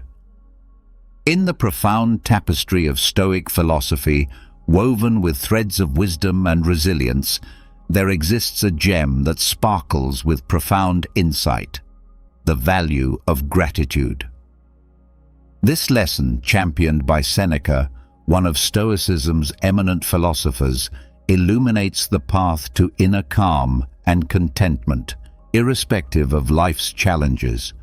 It guides us to celebrate not only life's triumphs, but also its tribulations, for it is through the lens of gratitude that we find serenity even in the face of adversity. Seneca, in his essays dedicated to the concept of gratitude, masterfully extolled its virtues. He beckoned us to redirect our gaze from what we may lack to what we have, to find solace in the present moment, and to embrace the treasures that often go unnoticed. In this Stoic practice, we unearth a potent tool for sustaining a profound sense of inner peace. The core of Seneca's teachings on gratitude is a gentle reminder that the act of being thankful is not contingent on the abundance of our possessions, but rather on our ability to perceive life's blessings in their myriad forms. In this sense, gratitude is not a mere response to life's easy moments, but a profound acknowledgement that even amidst the tempest's fury, there is a shelter of calm to be found. By cultivating a sense of gratitude, we recalibrate our relationship with life. We learn to see the splendor in the ordinary, the lesson within adversity, and the preciousness of every fleeting moment. Seneca encourages us to be content with the present, recognizing that the treasures of life are not commodities to be acquired, but experiences to be cherished. The value of gratitude, as illuminated by Seneca, acts as a guardian of our inner peace. It teaches us to ceaselessly reflect on the blessings that have graced our journey. In doing so, we discover that gratitude is an elixir that transmutes the base elements of despair and longing into the gold of contentment and serenity. In moments of challenge, a heart steeped in gratitude does not falter. It finds strength even in the midst of adversity, for it recognizes that the trials of life too are teachers. As Seneca would remind us, the Stoic spirit does not waver in the face of hardship. Instead, it flourishes, drawing nourishment from gratitude's deep well. In the Stoic tradition, the value of gratitude is an unwavering companion that ushers us towards a profound sense of tranquility. It elevates us above life's tempestuous waves, revealing the serenity that lies in embracing the blessings, no matter how small or seemingly insignificant. With Seneca's wisdom, we come to realize that practicing gratitude is not a mere response to life's joys, but a steadfast embrace of the beauty found in life's most trying moments. With every breath, every heartbeat, and every fleeting moment, we are presented with opportunities to unearth the treasures of gratitude. Seneca's Stoic legacy beckons us to cherish the present, not in spite of life's challenges, but because of them, and to savor the beauty that surrounds us. It is in this luminous practice that we discover a profound sense of tranquility and calm, even amidst the tempests of existence. Lesson number 10. Keep learning and growing. In the profound tapestry of Stoicism, where wisdom is woven with threads of resilience and temperance, we find a radiant lesson that beckons us to embark on a lifelong journey of self-improvement. Epictetus, one of Stoicism's luminaries, stands as a steadfast guide in this pursuit, revealing that the path to inner calm and composure is paved with the stones of personal growth. The Stoic commitment to self-improvement is a recurring theme in the philosophy, finding resonance across different Stoic philosophers. Epictetus, in particular, carries the torch of this lesson with unwavering conviction. He invites us to tread a path of perpetual growth, emphasizing that this commitment is a treasure trove of wisdom that equips us to navigate life's challenges with grace and sagacity. At the heart of this Stoic doctrine lies a profound realization that life is an unceasing voyage. We are not static beings, but vessels of potential, forever capable of evolution. The commitment to lifelong learning and growth is an unyielding call to action, a reminder that no matter where we stand, there are yet horizons to explore and virtues to cultivate. The Stoic pursuit of self-improvement aligns harmoniously with the quest for wisdom and tranquility. It is an acknowledgement that inner calm and composure are not static attributes, but dynamic processes enriched by the ceaseless quest for understanding. Epictetus encourages us to strive for wisdom as we would for a precious gem, knowing that it is the compass that guides us through the labyrinth of existence.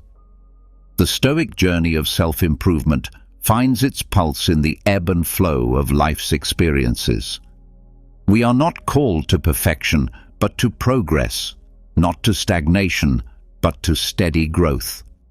This Stoic lesson echoes through the corridors of wisdom, whispering that there is no final destination, but an endless odyssey of becoming a better version of ourselves. In embracing this lesson, we learn to navigate life's challenges with resilience and fortitude. The Stoic spirit finds strength not in the absence of adversity, but in the quest for growth, which adversity often catalyzes. We discover that setbacks are not roadblocks, but stepping stones, and every trial is a teacher. The commitment to lifelong learning and growth is a lighthouse in the tempest, a source of calm in the face of life's challenges. It is a testament to the Stoic principle that, regardless of external circumstances, we are the masters of our inner world. The more we learn, the more we grow, and the more we grow, the better we become at weathering the storms of existence. In the echoes of Epictetus's teachings, we find an invitation to celebrate the journey of self-improvement, to revel in the process of learning, and to honor the endeavor of growth. It is a lesson that assures us that with every step taken on this path, we come closer to the heart of Stoicism, a life marked by inner calm, composure, and the pursuit of wisdom. In a world filled with distractions and uncertainties, Stoicism offers a timeless and practical guide to maintaining calm and composure. By embracing these 10 lessons from Stoicism, inspired by the wisdom of different Stoic philosophers and embodying the virtue of temperance, you can navigate life's challenges with grace, wisdom, and inner peace. The Stoic temperance becomes your anchor, guiding you through the storms of existence and helping you keep calm in the face of adversity. As you embrace these Stoic lessons, you discover a profound sense of tranquility and equanimity that enables you to thrive regardless of life's challenges. Stoicism's enduring wisdom reminds us that inner peace and composure are not dependent on external circumstances, but are cultivated within through the practice of these valuable lessons. Top of form, bottom of form.